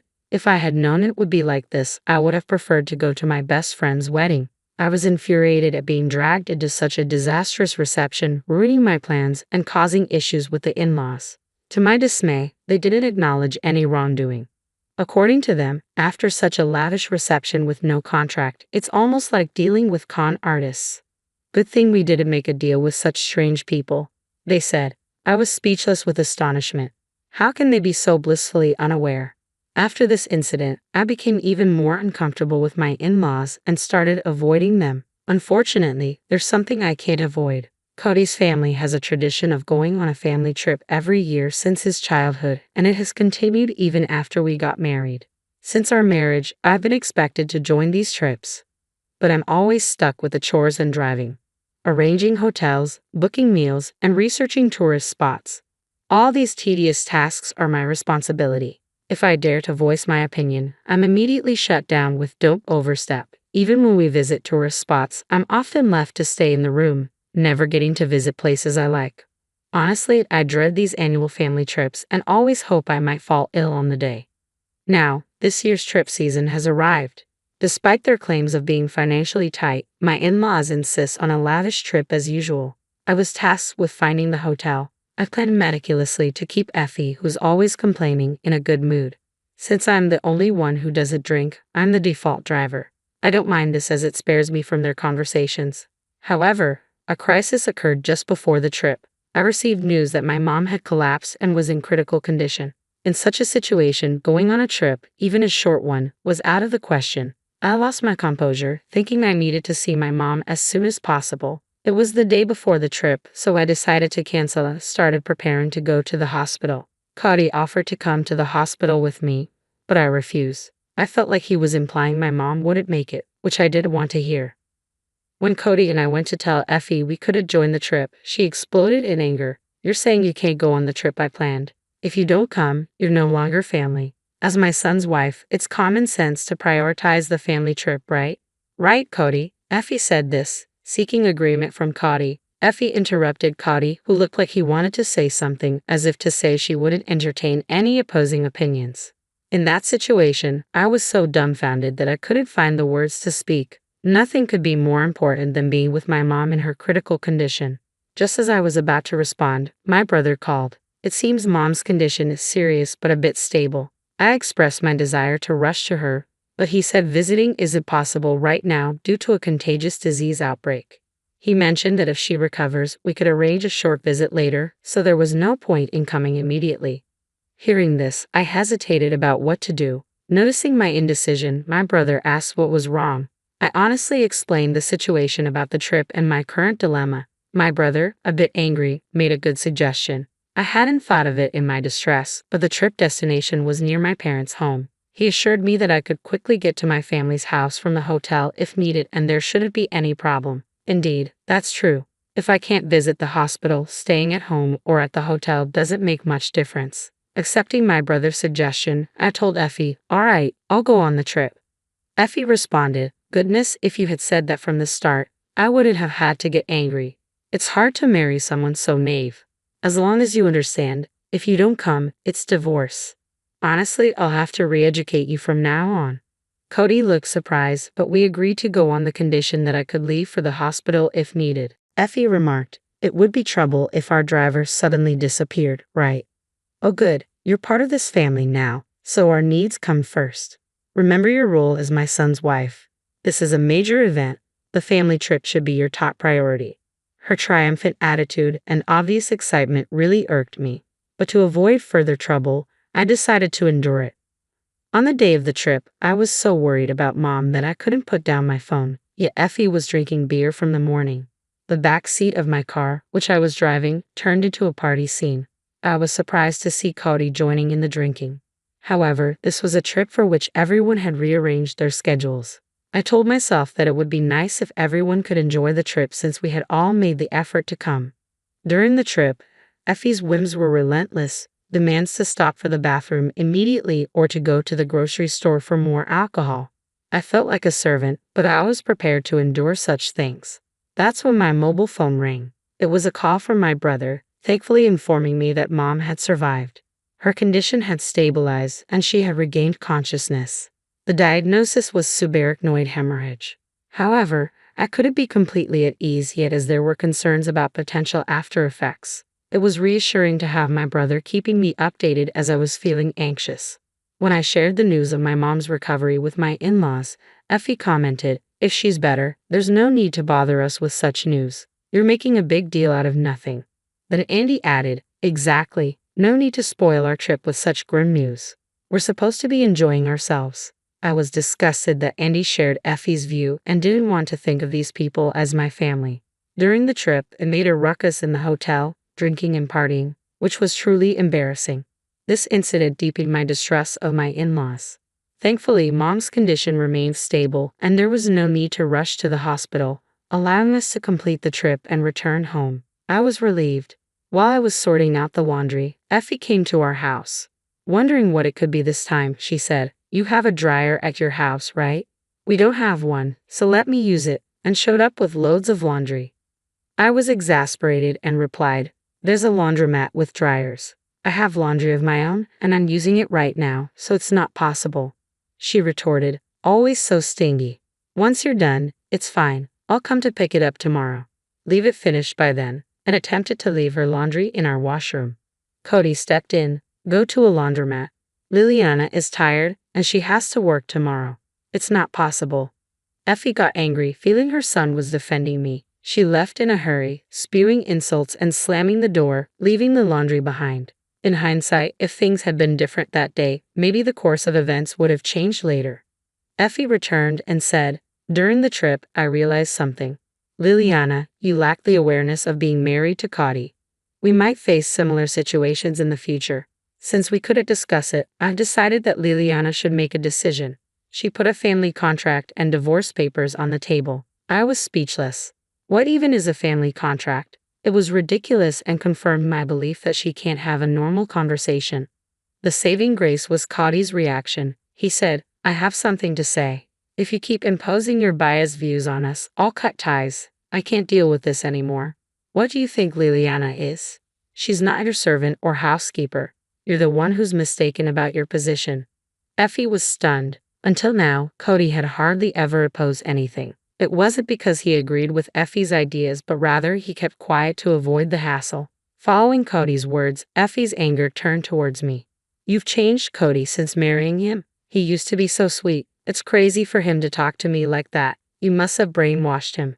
Turn him back to the old Cody," she accused, confronting me. She believed I had brainwashed Cody into defying her.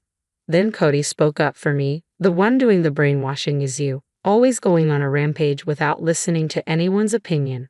Frankly, you're a toxic parent. You never let me do what I wanted to after getting married. Instead of calming down, you started spewing your venom at Liliana. Enough is enough. I'm not going to divorce, and if you have a problem, you should stay out of our lives." Hearing this, Effie turned to Andy, who was with her, and burst into tears.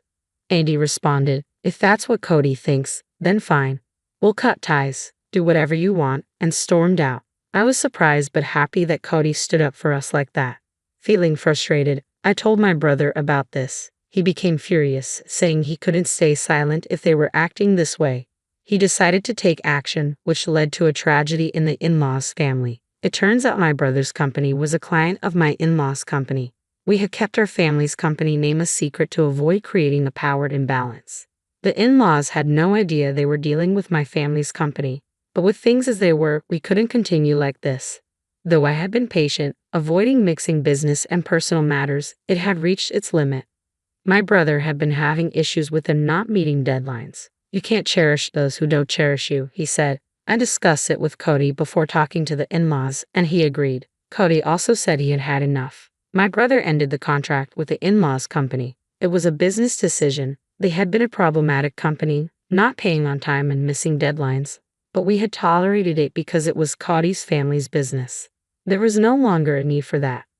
Later, when my in-laws found out about this, they came to us in tears. Now, they're constantly apologizing. They pleaded with my brother to reconsider the contract, but of course, that was impossible. It was their responsibility for not meeting deadlines. They should have been grateful for our patience. Cody explained everything to his parents, but they refused to accept it and ended up cutting ties in a rage. Cody wasn't sad. He felt relieved. He had been torn and tired, struggling between us and his family. Since then, we've been living peacefully. I learned that Cody had been supporting his family financially, but he stopped that now. The in-laws factory went bankrupt. Even without this incident, it was on the brink of closure, drowning in debt. I heard that Cody had been paying for those annual trips, and it's astonishing how they could behave that way using someone else's money. Now, the in-laws are living modestly, and Effie has recently started working. I was honestly surprised to see her, who used to call herself a president's wife, working. One day, I saw Effie being scolded while doing a cleaning job. I felt bad for thinking this was karma. She'll learn the harsh realities of society and hopefully straighten up. As for us, work is going well. We haven't had children yet, but we enjoy our jobs and life is fulfilling. We're planning an overseas trip for our next vacation. For a while, we're thinking of enjoying life without children.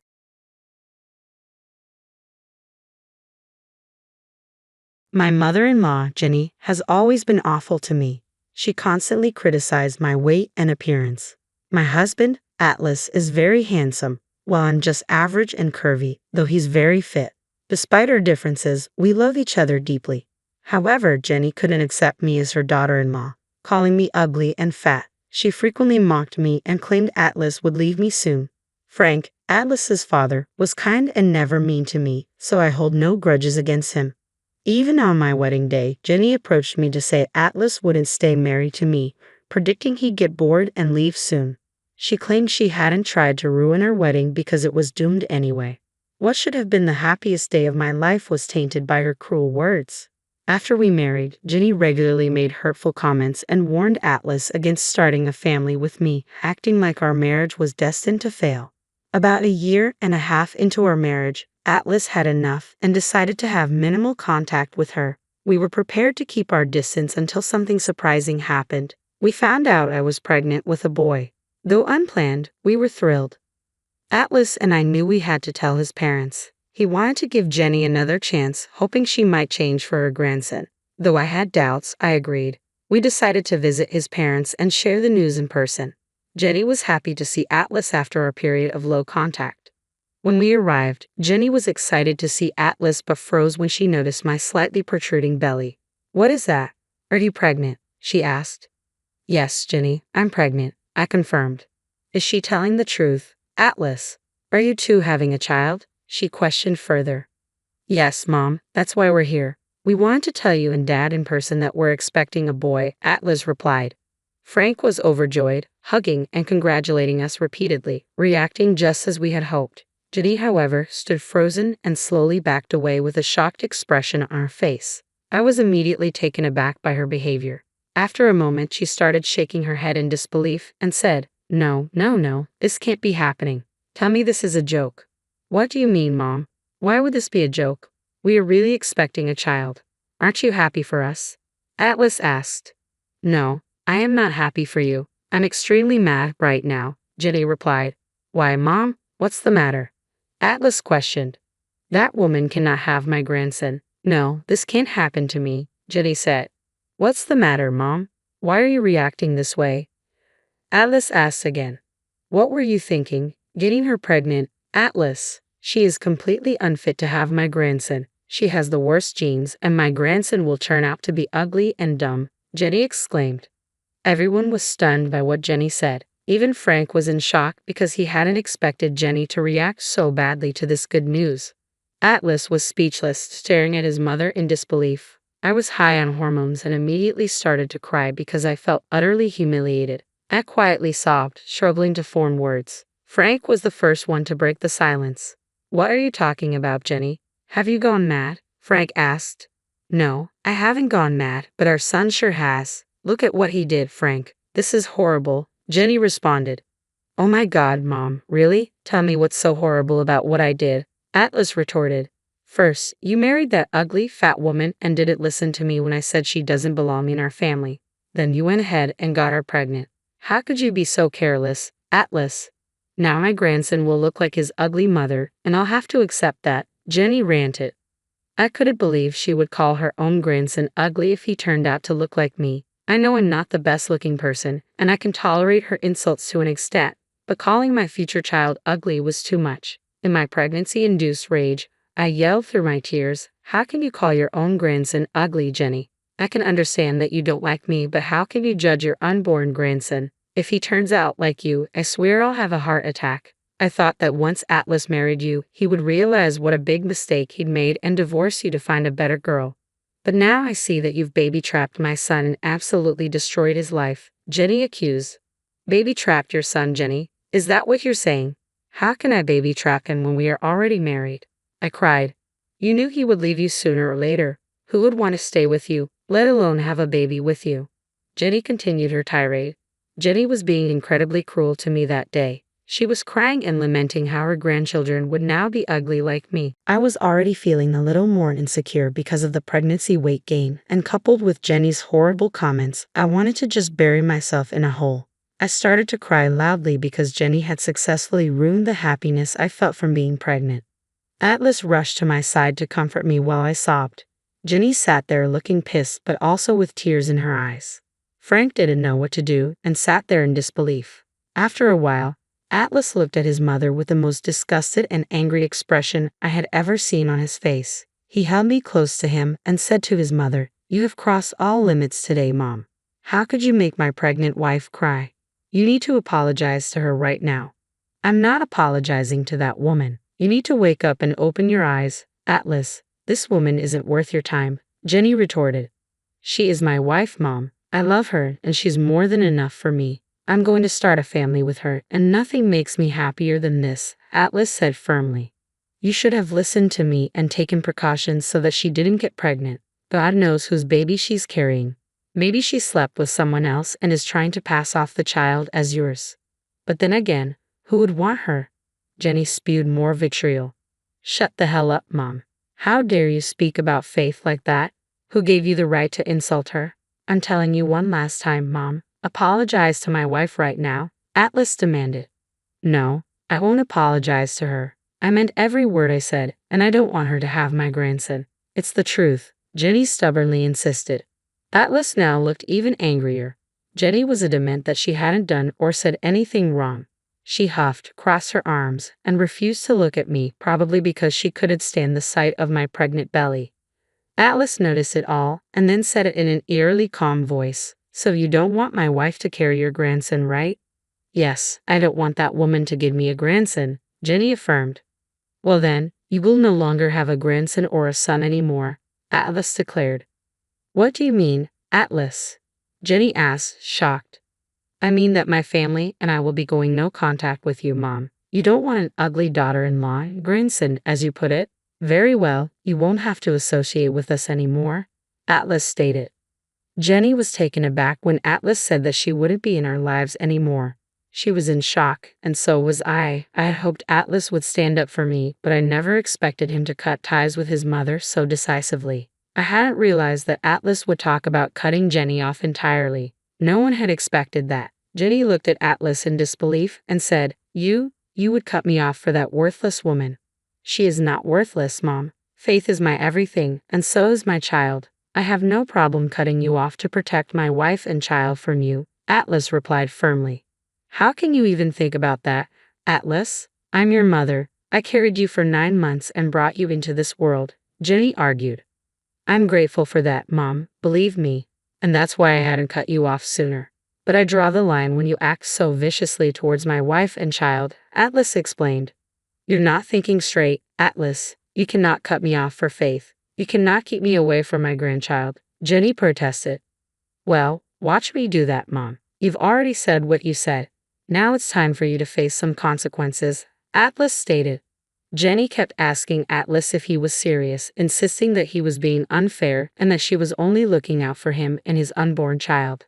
After a lot of back and forth, it became clear that Atlas was serious about cutting her off. That's when Jenny turned pale. When the reality finally sank in, she started to cry loudly and said, "I can't believe this. My own son is threatening to cut me off for another woman. You seem to be forgetting that my wife is not just another woman. You will treat her with respect, although I don't expect that from you anymore." "I'm not making threats, Mom. I've decided. I want nothing to do with you," Atlas declared. "You are really overreacting, Atlas. You can't do this to me. I want to be in my grandson's life," Jenny pleaded. "Well, I don't want to keep you in his life. My son doesn't need a judgmental, cruel grandmother like you. He is better off having only one grandmother, and that's Faith's mother," Atlas replied. No, Atlas, please don't say that." Okay, I'll try not to make these comments about your wife again. Are you happy now?" Jenny tried to backtrack. "No, I'm not happy. This is not enough, Mom. When I gave you the chance to apologize to my wife, you didn't do that. You don't get to claim that you will behave now.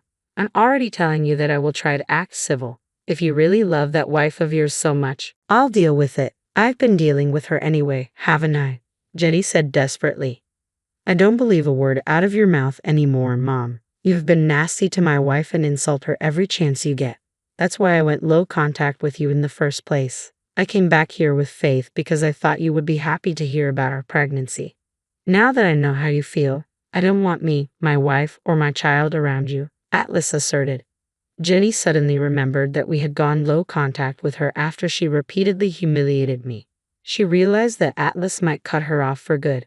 Once she understood this, she began to see things clearly and changed her tune, trying to appease Atlas by saying, "I understand I've upset your wife, Atlas. I was high on emotions and said some bad things. I may have hurt her feelings. I was just looking out for you."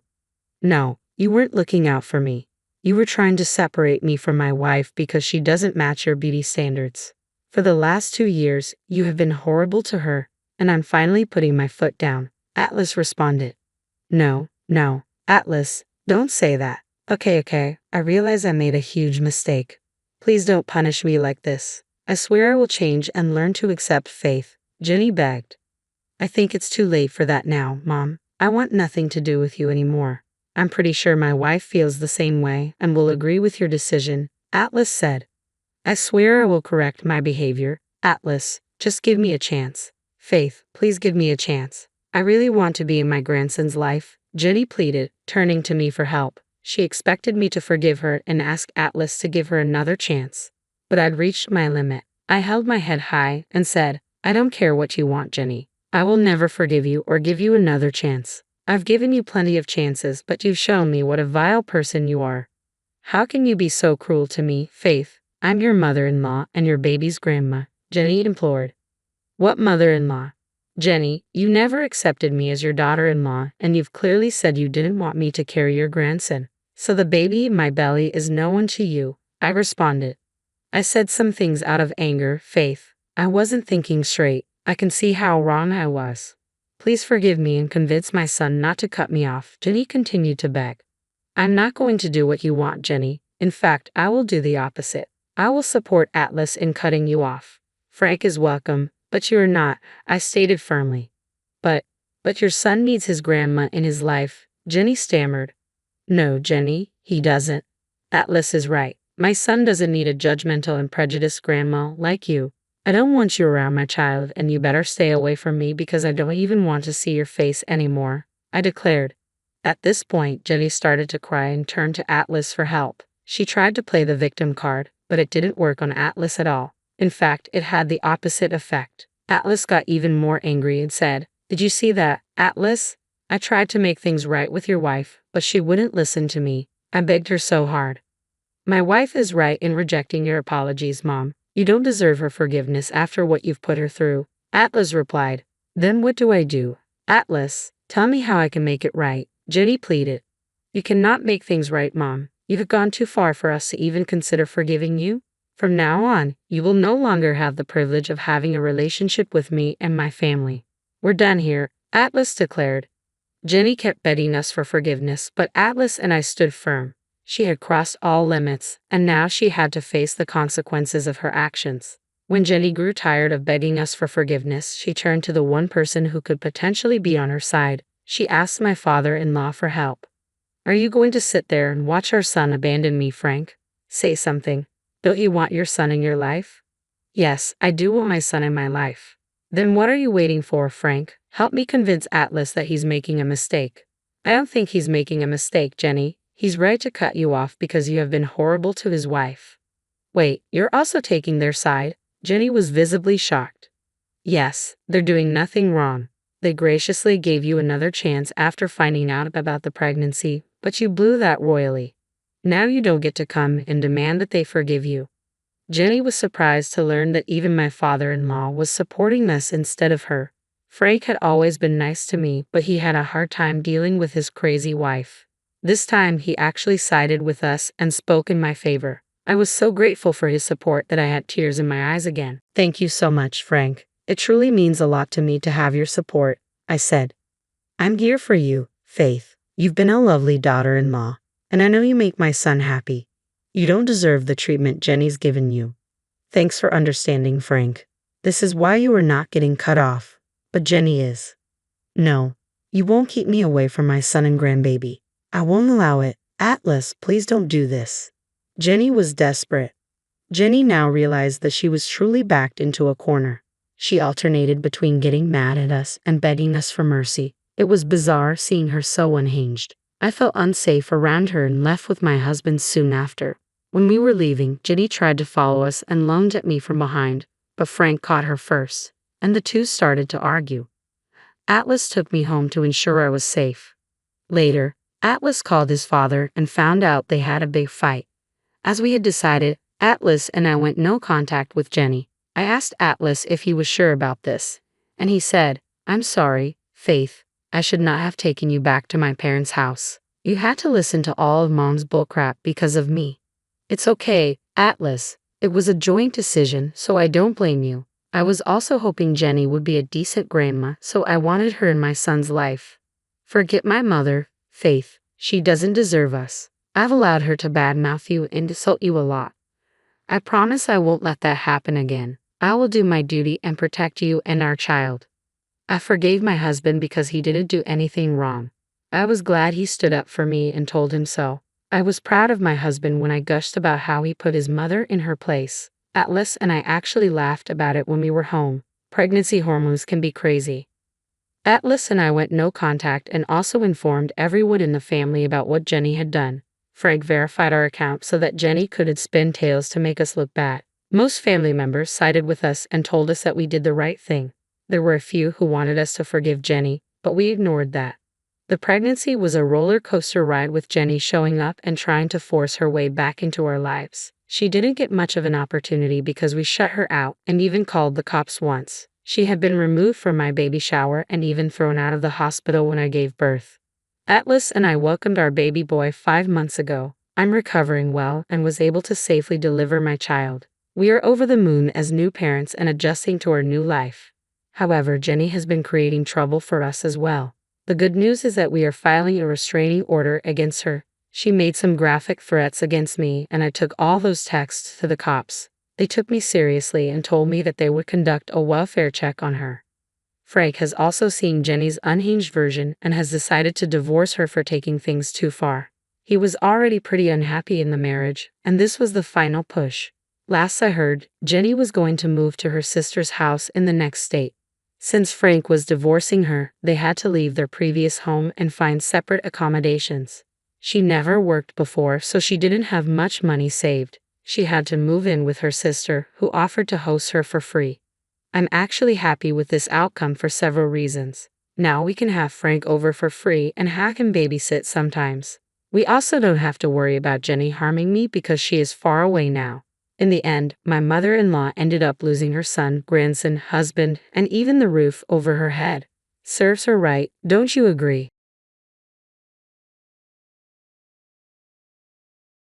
You're going to be a mother. Don't you feel sorry for your unborn child? My mother-in-law always criticizes me about the baby. How heartless is she? Find a job. You and your daughter are healthy and can still work if you choose to. Your daughter is young and can work as much as she wants. If you want to protect your kids, you need to stand up for yourself. Doing nothing and asking for help isn't how things work. My name is Sarah. I've been married to my husband, Chris, for 3 years. We get along well and are happy together. Chris is kind and caring, but his mother bothers me constantly. Before we got married, she told us she wanted to live with us, and we agreed. At first, we had a good relationship, but 3 months ago, my father-in-law passed away, and everything changed. Looking back, I think he kept the peace between my mother-in-law and me. After he died, my mother-in-law started picking on me. She relies on my husband and seems to see me as a rival. Why did Chris choose a wife like you? She says when he's not around. I'm so glad I have a job, or I'd have to endure her sarcasm all day. Even just an hour before Chris comes home is too much for me. Twice a week, I make dinner. While I'm cooking, she comes into the kitchen and nags me about what I'm doing. Not simmered dishes again today. Angela, you don't like fried food, do you? Don't treat me like I'm old. But the other day you said you didn't like fried food, and before that, you said you didn't like stew. I never said that. She snaps back. Does she have dementia? If I mention that her nagging will continue, I might as well make fried food. Fried fish would be good, she says. We don't have any fish in the fridge. I reply, suspecting she checked beforehand to make this difficult. I'll ask Chris to get some. Wow, you treat my son like a servant, don't you? She retorts. He's going to eat it too, so isn't it okay for him to get it? I argue. What I'm saying is, you make my son run errands. Fine, then we'll have simmered vegetables today. I don't want to eat simmered vegetables, she snaps. Then I'll order delivery, I suggest. Trying to skip your chores, huh? I can't help but give a bitter smile. No matter what I suggest, my mother-in-law denies everything. When my husband comes home, she acts sweet and innocent. It's so frustrating. But this isn't the only thing she complains about. You've been married for 3 years, right? She asks. Yes, that's right. Where are my grandchildren? Why haven't you had any yet? Not yet. Not yet. Don't be silly. Answer me properly. Not yet. I repeat. In 3 years, if a couple can't have children after 3 years of marriage, they should get divorced, shouldn't they? You know what I mean. When will I get to see my grandchildren? I don't know. It's a gift. Isn't there something wrong with you? You had a problem, so you can't get pregnant or something.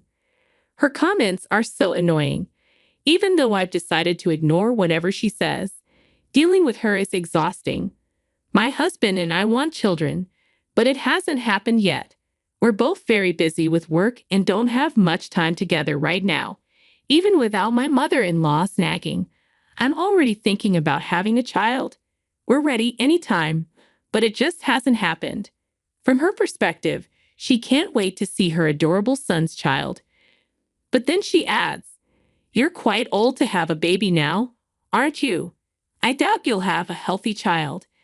I'd only accept healthy children. I understand. I'll make sure Chris knows we need to have healthy babies." Wait a minute. This has nothing to do with my son, she says. He's a big part of it, isn't he? I respond. She must know she's being nasty, which is why she doesn't want her son to know about this.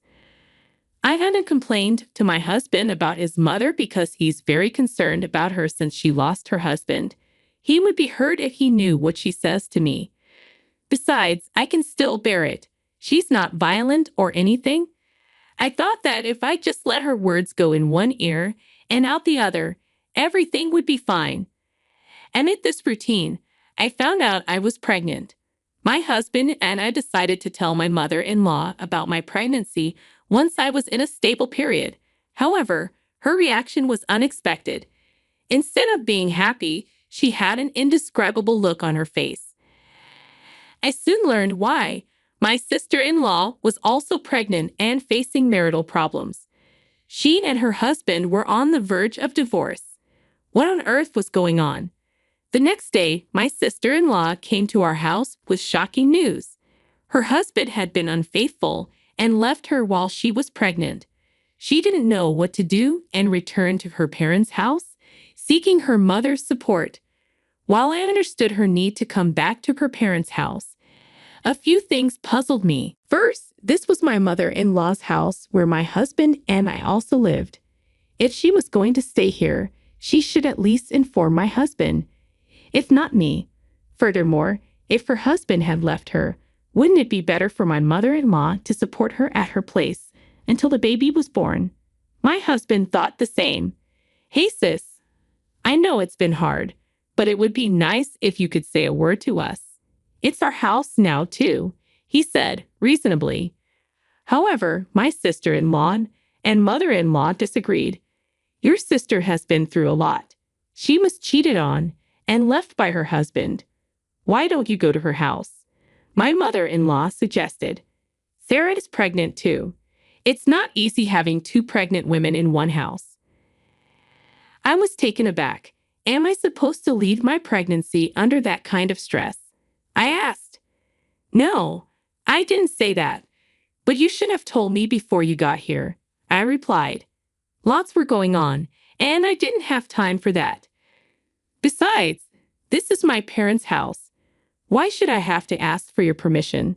My sister-in-law argued. Remember, this is their home now, too. When you come back, you have to let them know you're coming back, my husband insisted. Dad passed away. That doesn't count, she retorted. In the end, there was no clear right or wrong. Some people think it's necessary to inform others in advance, while others don't. And so we started living together with my sister-in-law in an unfriendly atmosphere. A week later, my mother-in-law was so focused on my sister-in-law that she stopped doing household chores altogether. Despite my pregnancy, she treated me with disrespect. My mother-in-law would prepare breakfast when my husband was home, but I was in charge of all the dinners. She didn't ask me to do this. She forced me to. One evening, when my husband came home and saw I had made dinner again, he asked, "Did you make dinner again today?" "Yes, I did," I replied. "It's been a week, right?" he noted, and then confided in him about everything that had happened over the past week. My husband, enraged, went to his mother's room. "That's enough," he yelled as he opened the door, startling my mother-in-law and sister-in-law. "What are you saying all of a sudden?" my mother-in-law asked. "You've been busy with my sister for the past week. Why are you making Sarah do all the dinner preparation? She's pregnant, and it's hard for her," he said. "Sarah is pregnant too," my sister-in-law added. "Then why don't you help her?" my husband replied. "You said you would support her the other day." "Okay, I will support her," my mother-in-law finally agreed. "Sarah, would you mind if we stayed at your parents' house for a week or so? I'll look for a new place while we're there," my husband asked. "Yeah, that's okay. Thank you." "Great, let's get ready right away. Tell me what you need, and I'll pack." Hearing this, my mother-in-law and sister-in-law panicked and tried to stop my husband. "Hey, wait a minute. What about the costs of living? What will happen to the upkeep of this house and our living expenses when you are gone?" my sister-in-law asked. "I don't know. You'll have to take care of yourselves." I thought we were doing well with Mom because Sarah didn't say anything. But Mom, you've just been a jerk to Sarah, haven't you? I'm an idiot for not noticing, but you're an even bigger one. Oh, come on, it's just a little playful banter. "Sarah, I'm sorry for everything that has happened, so please stay here," my mother-in-law pleaded. "No, it's just too hard. I can't. Please live happily with your daughter," I responded. "I'm saying I need you. Who do you think will take care of my daughter's baby when it's born?" "I think your daughter, the mother of the child, would take care of it." "No, you will take care of it, so you'll just have to give it up this time." "What the hell are you talking about? You want me to give up my child?" I was shocked. "Yes, I do. You're younger than my daughter. You still have a chance." Screw you. My husband said exactly what I was thinking. Understood. I will not have your grandchildren, he continued. Well, then I guess you just have to leave. Fine. I'm cutting ties with you guys, my husband declared. Chris, you better watch yourself when your sister is going through a rough time, my mother-in-law warned. Sarah is more important to me, he replied firmly. Oh, you married a weird woman. Okay, but Chris, whatever happens to me in the future, you will not be entitled to any inheritance. I don't want it.